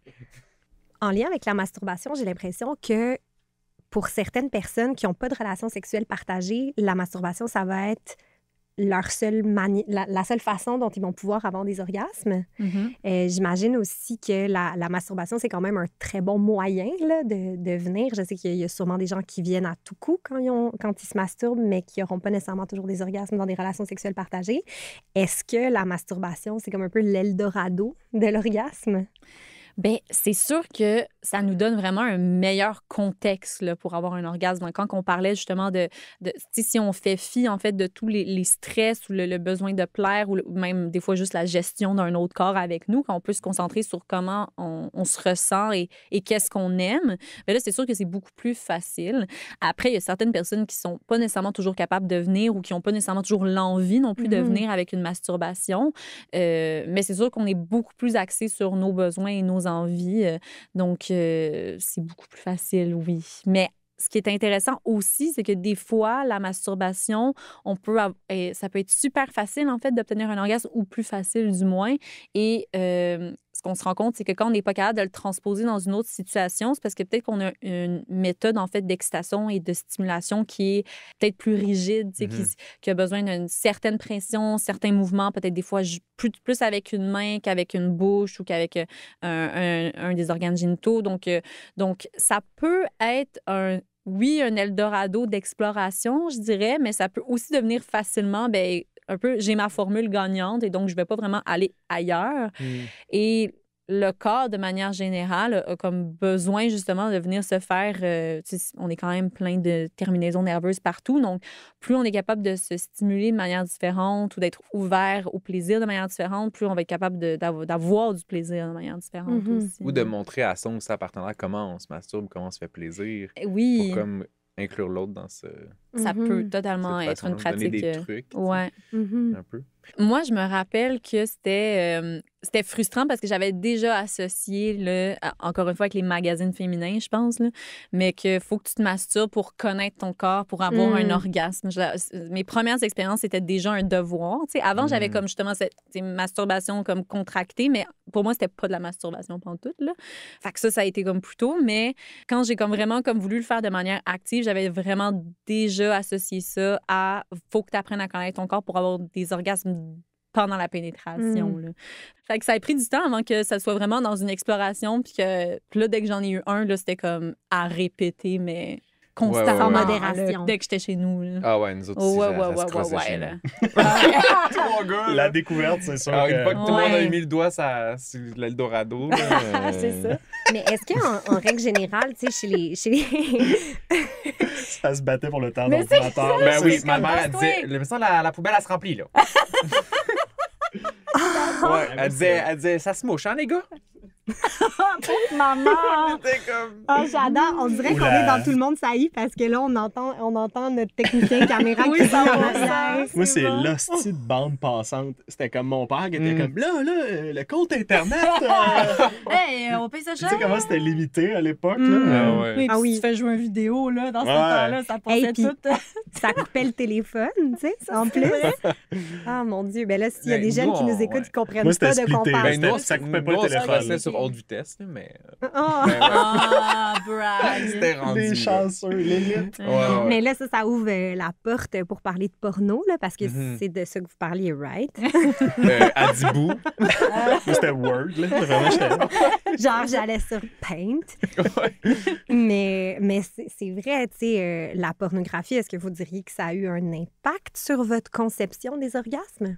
Ben moi, j'ai envie de dire que non, parce que c'était très rare. Puis c'est encore assez rare. Je pense que, tu sais, quand je regardais des vidéos, moi, de mon background hétérosexuel, je veux dire, tu regardes une vidéo avec un homme et une femme où la femme, elle vient pas, là. Fait que je sais pas. Moi, je pense que ça confirmait tout ce que j'avais cru qui était si difficile, puis c'est normal, ça arrive pas, whatever. Fait que j'ai comme pas eu d'éveil, tu sais. Je pense qu'en fait, il y avait comme quelque chose qui était très dystonique parce que justement, dans les films, admettons, romantiques, là, l'amant, bizarrement, elle a fait venir dès la première soirée. Mais quand tu regardes des films où est-ce que genre, ils ont l'air de baiser pendant genre 1 heure, là, elle vient jamais, puis on s'en fout, tu sais. Fait que non, ça m'a pas... ça a juste confirmé tout ce que je pensais. Ouais.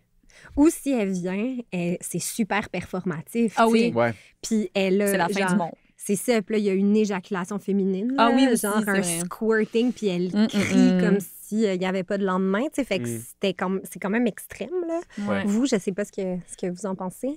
C'est sûr que oui, c'est sûr. Tu sais, je pense au niveau du script, là, évidemment. Je pense au niveau de la puissance aussi, là, tu sais, de l'éjaculation, là, de faire Ouais. comme, oh, OK, c'est ça qui est comme le standard. Là, tu C'est sais. de ça que ça doit avoir l'air. Ouais, là, tu sais, ouais, là, c'est ouais. ça. Puis, On revient à la champlure, tu sais. Exact. Oui, c'est ça. Puis il y a de la pression, là, tu sais, dans les Ben oui, tuyaux, c'est ça, puis ça va comme- loin, là. Ah ouais, mon gars.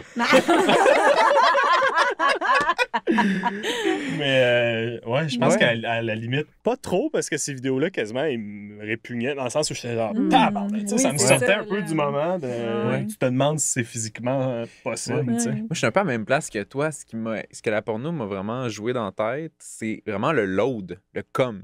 Genre, Le lot de la quantité? quoi en faire? Où te mettre comment te placer quand tu viens? Tu sais, c'est comme, Ah. c'est correct. Faut-tu que ça paraisse? Faut-tu que je sorte de l'autre quand je viens? Faut-tu que je Il y a fasse ça un dans... code d'éthique de Il l'éjaculation. faut-tu qu'on le voit? Si personne ne le voit, c'est arrivé? C'est vrai Ah, qu'en porno, intéressant. souvent, Souvent, la personne qui a un pénis va se retirer, Oui. puis ben, On Ouais. le voit. c'est Elle a comme cinématographique, C'est faut le voir. cinématographique, tu sais. exact. Fait que t'as comme soit comme sur les fesses de l'autre, dans le visage, sur le ventre, faut qu'on le voit, tu sais.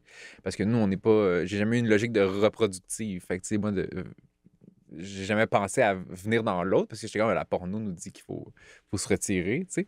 Mais maintenant, je suis plus là-dedans. Là. J'ai plus besoin de me retirer pour voir vrai. mon l'autre. Mais Mhm. je dis l'autre, là, mais c'est clair pour tout le monde. là. C'est- Ouais, tu veux dire l'éjaculat? L'éjaculat. Le jazz. Le Vraiment. jazz, là, la dèche, comme tu la l'as si bien costade. dit tantôt. La costade! Un cauchemar! Wow! Ouais, fait que c'est surtout Ah. pour ça. Ok. C'est comme un art à acquérir là, que de Ouais. se retirer au bon Au bon moment. là. moment. Puis, Pas puis- trop tôt, puis finalement, t'es comme, Ouais. faut recommencer. Tu sais, puis, Ouais. Puis de l'annoncer aussi. ouais. Ah. Oh, I'm gonna come. Ah, ouais. c'est intéressant, Fait que, ça. tu sais, Comme le messager qui rentre dans un village. Là, tu sais, Oui. comme- Mais moi, je pense juste à Pierre Curzi. Pierre Curzi, dans le déclin de l'Empire américain, qui dit « Mademoiselle, je vais jouir. Oui, c'est vrai. Mais Mais- ça, c'est intéressant, la Ouais. notion d'être en représentation. Ouais. Quand on... Ben, d'être en représentation. Oui, en fait, oui. Parlons-en de ça. Tu sais, quand on a un orgasme, est-ce qu'il faut l'annoncer? Est-ce qu'il faut le montrer? Y a-t-il comme un code d'éthique par rapport à ça? Moi, je pense que je le dis toujours. Hmm. Ouais, on le dit. Ouais. Mais pourquoi, mettons? Je pense que c'est parce que ça peut entraîner un désagréable. Tu sais, ça peut être genre désagréable pour quelqu'un d'avoir Ah, cette ok. substance-là. Surprise, Tu sais, surprise, Je suis ouais. Dans comme. le sens, attention, ça va venir. Il y a ça qui arrive. De prévenir, là, il va y avoir Ouais. une substance C'est qui s'en ça, vient. substance. là. OK, Ouais, ça. puis- Être prévenu, j'aime ça. Mais Quand on c'est a souvent dit. aussi une façon de dire « Arrête pas ce que tu fais. Oui, Hmm. c'est T'es intéressant. sur Oui. la bonne piste. Oui, Totalement. moi aussi, je trouve qu'il y a quelque chose d'un peu comme encourageant, tu sais, genre. Ouais. Fait que, puis il y a quelque chose, je pense aussi que tu veux communiquer de genre, je suis presque rendue, Ouais. là, tu sais. Mais ça m'est c'est déjà là. arrivé de l'annoncer puis que ça s'est pas passé. Ah, c'était comme une fausse alerte. Ah, je vais en venir. Ah non, l'espère. Ah, ben Mais- oui, ça mais je arrive. vais- Ça arrive au meilleur. C'est comme les Ça redescend. Persides. Ça arrive au meilleur. Mais... Ah, j'ai... Ah, je l'ai non, vu. c'est Ah, c'est Ah un non, ah non, avion. c'était juste un avion. Finalement. C'est juste Non, un mais il y a avion. quelque chose, je pense que ça peut être très commun chez des personnes qui ressentent une pression à venir, ou est-ce que dès que Ouais. tu sens que tu t'en rapproches, tu veux comme encourager l'autre, puis tu Ouais. vas être un peu genre, ou te rassurer toi-même que ça s'en vient, mais là, tu te reviens un peu dans ta tête, fait, parce que là, Ouais, t'es comme ultra conscient, fait que des fois, ça te recule de 2 pas, tu sais, Ouais. comme un pas, 2 pas, un Puis il y a pas, moyen 2 pas. de l'indiquer sans le dire aussi. C'est vrai que moi, mon Ouais. chum, en tout cas, on en parlait l'autre fois, puis je le verbalise pas. Je dis pas genre je vais venir ou whatever. Tu sais, je le dis pas, mais je l'indique avec des Oui. bruits, Des sons, des des sons, gestuels, tête, ouais. puis des, tu sais, un body language. Mhm. Mais ça, je pense aussi que quand Ouais. tu fais l'amour avec une personne sur une plus longue Tu les reconnais, période, là. il y a quelque chose de super là, dans le fait de reconnaître ces signes-là, puis justement de savoir que ce que tu fais va peut-être mener à l'orgasme, puis Oui, que oui, justement, oui. tu es sur la bonne voie. Fait que c'est ça, tu sais, mais ça revient à l'idée de la communication aussi physique, tu sais, quand on est dans une relation sexuelle, d'indiquer des choses à l'autre sans nécessairement le dire avec des mots. Puis on parle beaucoup de tu sais, performer l'orgasme. Tu sais, oui, l'annoncer, c'est une partie, mais aussi les bruits qu'on va faire, la face qu'on va faire. Tu sais.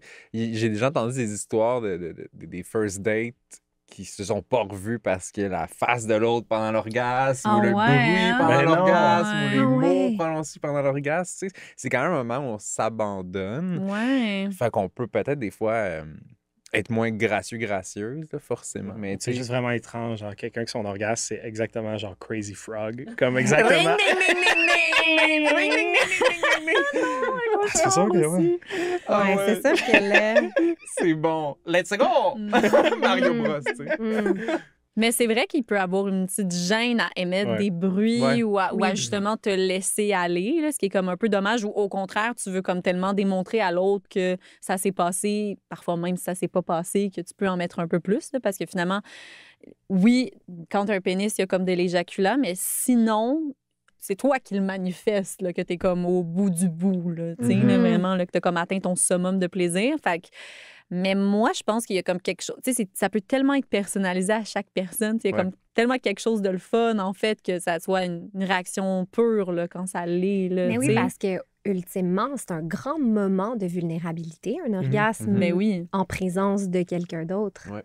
Tu peux clairement fait. pas te défendre par un orgasme. Mais C'est tellement c'est ça. comme moi, 30 secondes. Ouais. C'est ça, tu sais, le temps est suspendu là, pendant quelques Ben oui. secondes, tu sais, une Ouais. fraction de seconde à plusieurs secondes. Là. Il y a C'est des gens qui vrai. ont des orgasmes très, très, très longs, mais c'est ça, c'est de l'abandon puis de la vulnérabilité à fond. Est-ce que vous fermez vos yeux? Oui, Je pense que oui. Je pense que oui. C'est flou. Ouais, c'est ça, j'ai pas... Peut-être que ça varie, en fait, je sais pas. En tout cas, je les ouvre pas plus grands, je pense.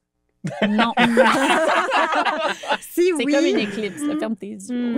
Mais oui, moi, je. Ouais, je pense que c'est oui. sûr. Je pense Ouais. qu'automatiquement, je les ferme, moi. Mhm. Spécial quand même. Mais on dirait que c'est pour ça que je crois à l'histoire de la madame qui peut le créer mentalement, tu sais, parce que justement, c'est comme tu plonges à l'intérieur. Il y a comme un. Ouais. Ben oui, c'est ça. On est peut-être en train de fantasmer à quelque chose ou, tu sais, vraiment, vraiment dans le moment. Tu sais, c'est une zone mentale aussi, un Ouais. orgasme, Mais forcément. oui. C'est là, une faut- intériorité aussi. Mhm. Ouais, c'est Ouais, ça. je pense qu'automatiquement, comme mon réflexe, même comme quasiment une impulsion, c'est de fermer les yeux. Mm. Ouais. Mhm. Pour le... C'est ça. Ben, c'est beau, en fait, si ça te permet de te concentrer sur les sensations, tu sais, d'être comme... ouais, de focusser sur tout ce que tu ressens, autant émotionnellement que physiquement, là, tu sais, là. Comme quand tu coupes un sens, d'habitude, tu es capable de sentir encore plus les autres, là. Fait que... Ben oui, puis ce qui vient après l'orgasme aussi, tu sais, c'est un grand moment de bien-être, puis de Mhm. détente, puis Ouais, j'imagine ouais. que ça doit être un kick d'hormones, d'endorphines ou je sais pas lesquelles. Ouais, il y a vraiment une grande détente. En fait, ben, c'est sûr que vu qu'on a quelque chose qui est très tendu puis spasmodique, c'est sûr que là, il y a comme une détente physique que tu ressens. Il y a certaines personnes, je crois notamment les personnes qui, justement, ont plus de l'œstrogène, on va peut-être ressentir, c'est pas nécessairement lié à l'œstrogène, là, mais qui va peut-être même ressentir un petit peu... Ça va plus les réveiller, en fait, les femmes, la plupart du temps. Fait qu'il y a quand même quelque chose, des fois, d'un peu contradictoire. Là. T'es relaxé, mais t'es comme, bon, On va jardiner.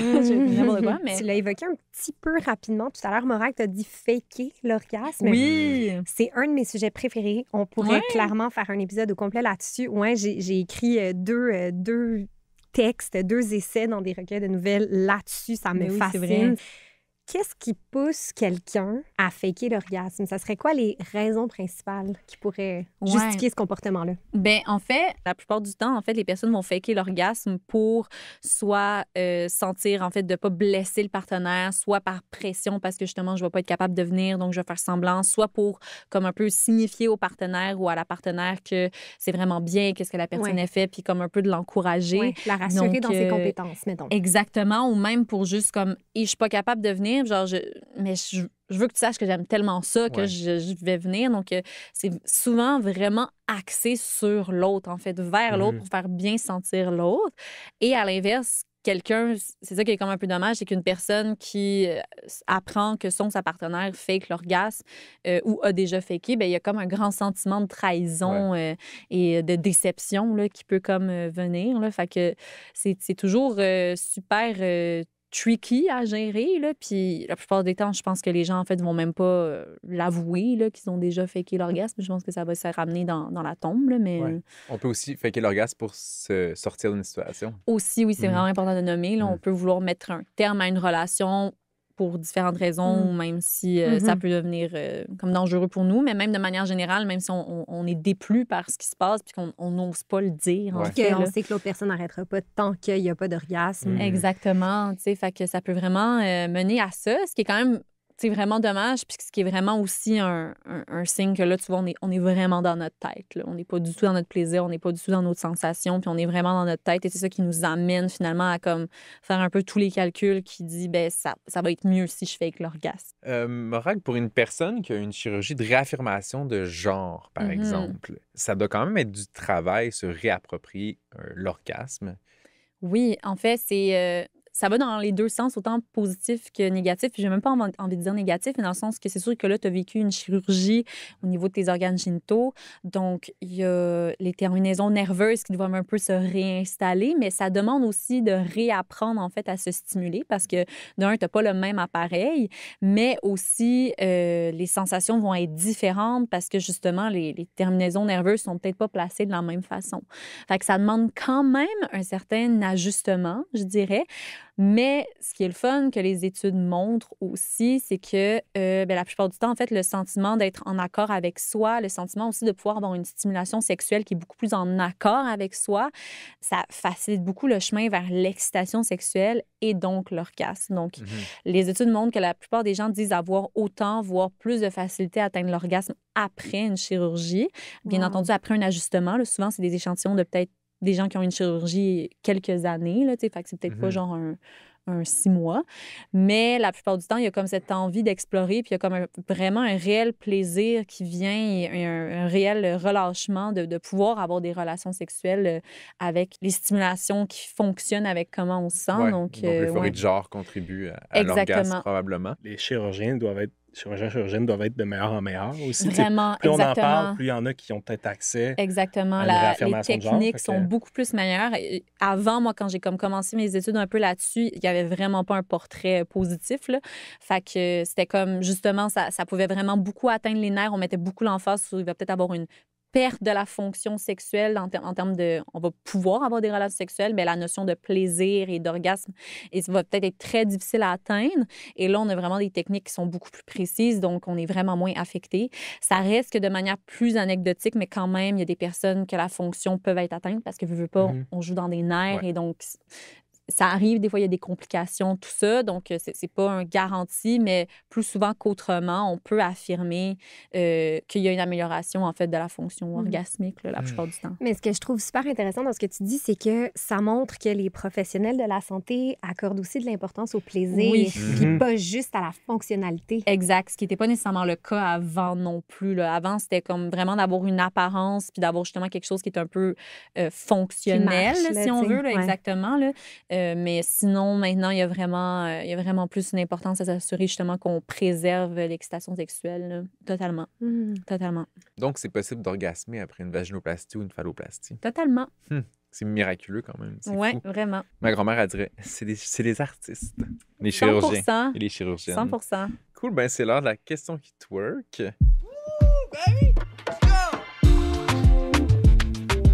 Oh my God, c'est la question qui twerk. Vous, est-ce que vous avez déjà faké l'orgasme? Et pourquoi? Oui. Ta-na-na. Je peux me lancer, Vas-y. oui. Puis c'est ça, j'ai écrit 2 essais sur la question, dont un qui s'appelle Fake News. Ouh, c'est bon. Bon C'est- nom. J'étais tellement contente quand j'ai Ouais. trouvé ce titre. Mais c'est ça, c'est une question que je me suis beaucoup posée parce que oui, j'ai faké l'orgasme à plusieurs reprises pendant ma vingtaine, début trentaine aussi. Je pense vraiment que ça vient du fait que je pensais que c'était compliqué de me faire venir. Puis je pense que j'avais l'impression de mettre comme un poids dans la vie de quelqu'un d'autre. Tu sais. Puis je pense aussi que ça devenait tellement genre compliqué dans ma tête que je pense que ça compliquait encore plus. Puis je pense que je me sentais inadéquate de ne pas avoir d'orgasme. Et je pense que pendant un temps, j'ai trouvé ça plus facile de feindre l'orgasme. Après ça, je pense que dans mon cas, c'était peut-être aussi avec des partenaires qui n'étaient pas nécessairement intéressés à donner ou à créer un orgasme chez moi. Fait que je pense que j'étais dans une espèce de cercle vicieux, peut-être. C'est pour ça que j'appelais ça fake news, parce que je disais que je diffusais une fake news, en fait, puis plus je fakais, moins je communiquais ce dont j'avais envie. Puis finalement, ben, je mettais les autres sur une fausse piste. Fait que je disais que s'il fallait pas diffuser des fake news sur Twitter, il fallait pas non plus les diffuser sous les draps. Fait que... C'est bon. Fait que, Puis est-ce que les c'était- partenaires, des fois, arrivaient à discerner le vrai du faux? Ben, c'est ça que je raconte aussi dans l'essai. Je dis que je pense qu'il n'y a jamais personne qui s'en est rendu compte. Puis je disais que c'était une performance digne d'une actrice d'Hollywood. Puis que c'était problématique aussi, ça.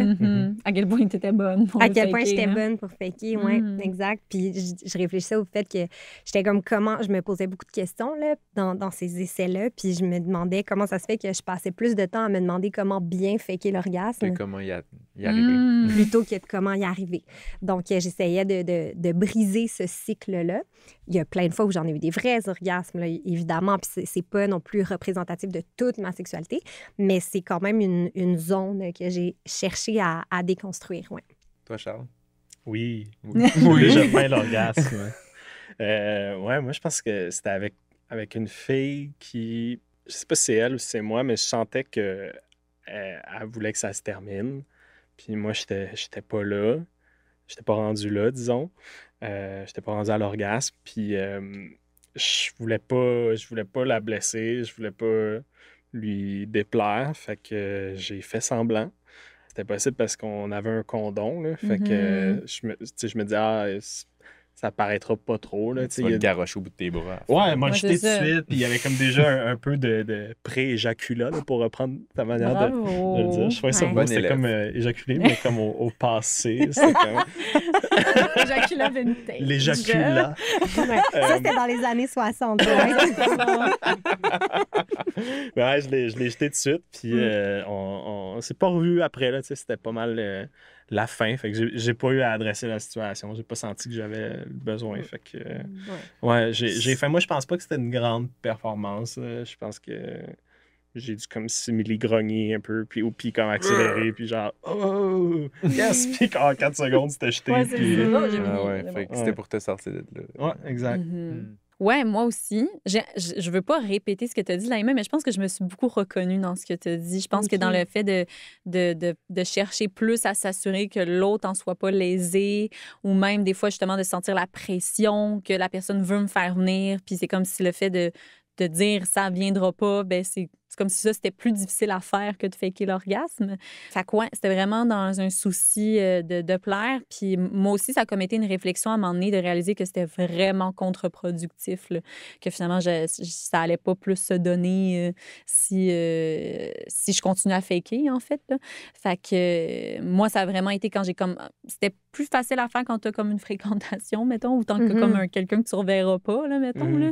C'était plus quand j'ai commencé à genre fréquenter quelqu'un plus longtemps que j'étais comme là, ouais, non, ça va être un problème, là, genre. Ouais. Puis je suis pas tant bonne menteuse. Fait que c'est ça. Mais, ouais. Le pire fake orgasme. 100%. Ah, je suis venue. Moi, je l'ai déjà fait, mais pas comme vous, dans le sens où j'ai fait semblant de venir plus tard que ce que j'étais venu réellement. Ah, c'est vrai? Là, il y a des questions techniques, là, parce que vous êtes comme, il était où l'éjaculat? il était-tu là, l'éjaculat? En fait, c'est que j'avais un condom et je venais sans le dire et je continuais pendant un petit 3-4 minutes, là, la pénétration. Puis là, je faisais semblant de venir comme un peu plus tard, juste pour avoir l'air de toffer plus longtemps. Tu sais, j'ai pas fait ça comme 2 ou 3 fois, mettons, quand j'étais quand même très jeune, là, je commençais à avoir du sexe. Puis c'était vraiment pour plaire aussi, je pense, pour montrer que j'étais capable de toffer, tu sais. Puis c'était comme un double mensonge parce qu'il fallait que je fasse semblant de pas venir. Fait qu'il fallait que je cache. Mais quand je venais, c'était comme... Mais à quel moment t'as pris ta décision de faire comme si t'étais pas venu? Juste avant ou pendant? T'as fait faut que je la retienne, je la retiens. C'était genre dans ma réaction. Genre pendant, c'était comme puis là, je voulais continuer. Mais dans le fond, j'aurais juste dû... Ben, c'est pas grave, il y a pas mort d'homme. C'est intéressant, en effet. Mais ouais, puis c'était quand même Fait qu'il y a comme 2 layers. Il y a le layers de pas montrer que je viens puis de faire semblant de venir plus tard. Dans lequel t'étais le meilleur, tu penses? Je pense pour faire semblant de pas venir. Wow! À la fin, t'avais plus de jus, là, dans le sens. À la fin, j'étais... littéralement fatigué. C'est un peu graphique, mais c'est sûr que quand tu continues de bang pendant que la capote est pleine de sperme, ça peut déborder un peu. Ouais, c'est vrai, un petit peu. Puis tu débordes un peu aussi. Oui, mais moi, si t'aurais été ça, ma question, comment, à un moment donné, t'as plus le choix, il faut que t'arrêtes. Quand ça sortait, c'était mou. OK. Intéressant. Merci beaucoup à vous deux d'avoir été là. C'était jouissif comme conversation. Littéralement. Vraiment. À quoi tu jouis est une production du Club Sexu. L'épisode d'aujourd'hui est présenté par Telgene. À la réalisation et à l'animation, Justin Roy et Laïma Abouraja-Gérald. Nos invités étaient Morag Boson et Charles Pellerin. Chargé de projet, Anne-Marie Soucy. À la recherche, Jeff Desilets. Gabriel Vigneault-Gendron a fait le montage et le mixage. La musique originale est signée Mike Clé. Un grand merci à Geneviève Bergeron pour sa vision. Un immense merci à l'équipe du Centre Phi, à la production, Stéphanie Lallier, au son, Philippe Rochefort, à la réalisation vidéo, Kevin Delamour et Charlie Poirier-Boutiette était à la caméra. Un merci tout spécial au Matelas Loupe, disponible en exclusivité chez Meubles RD.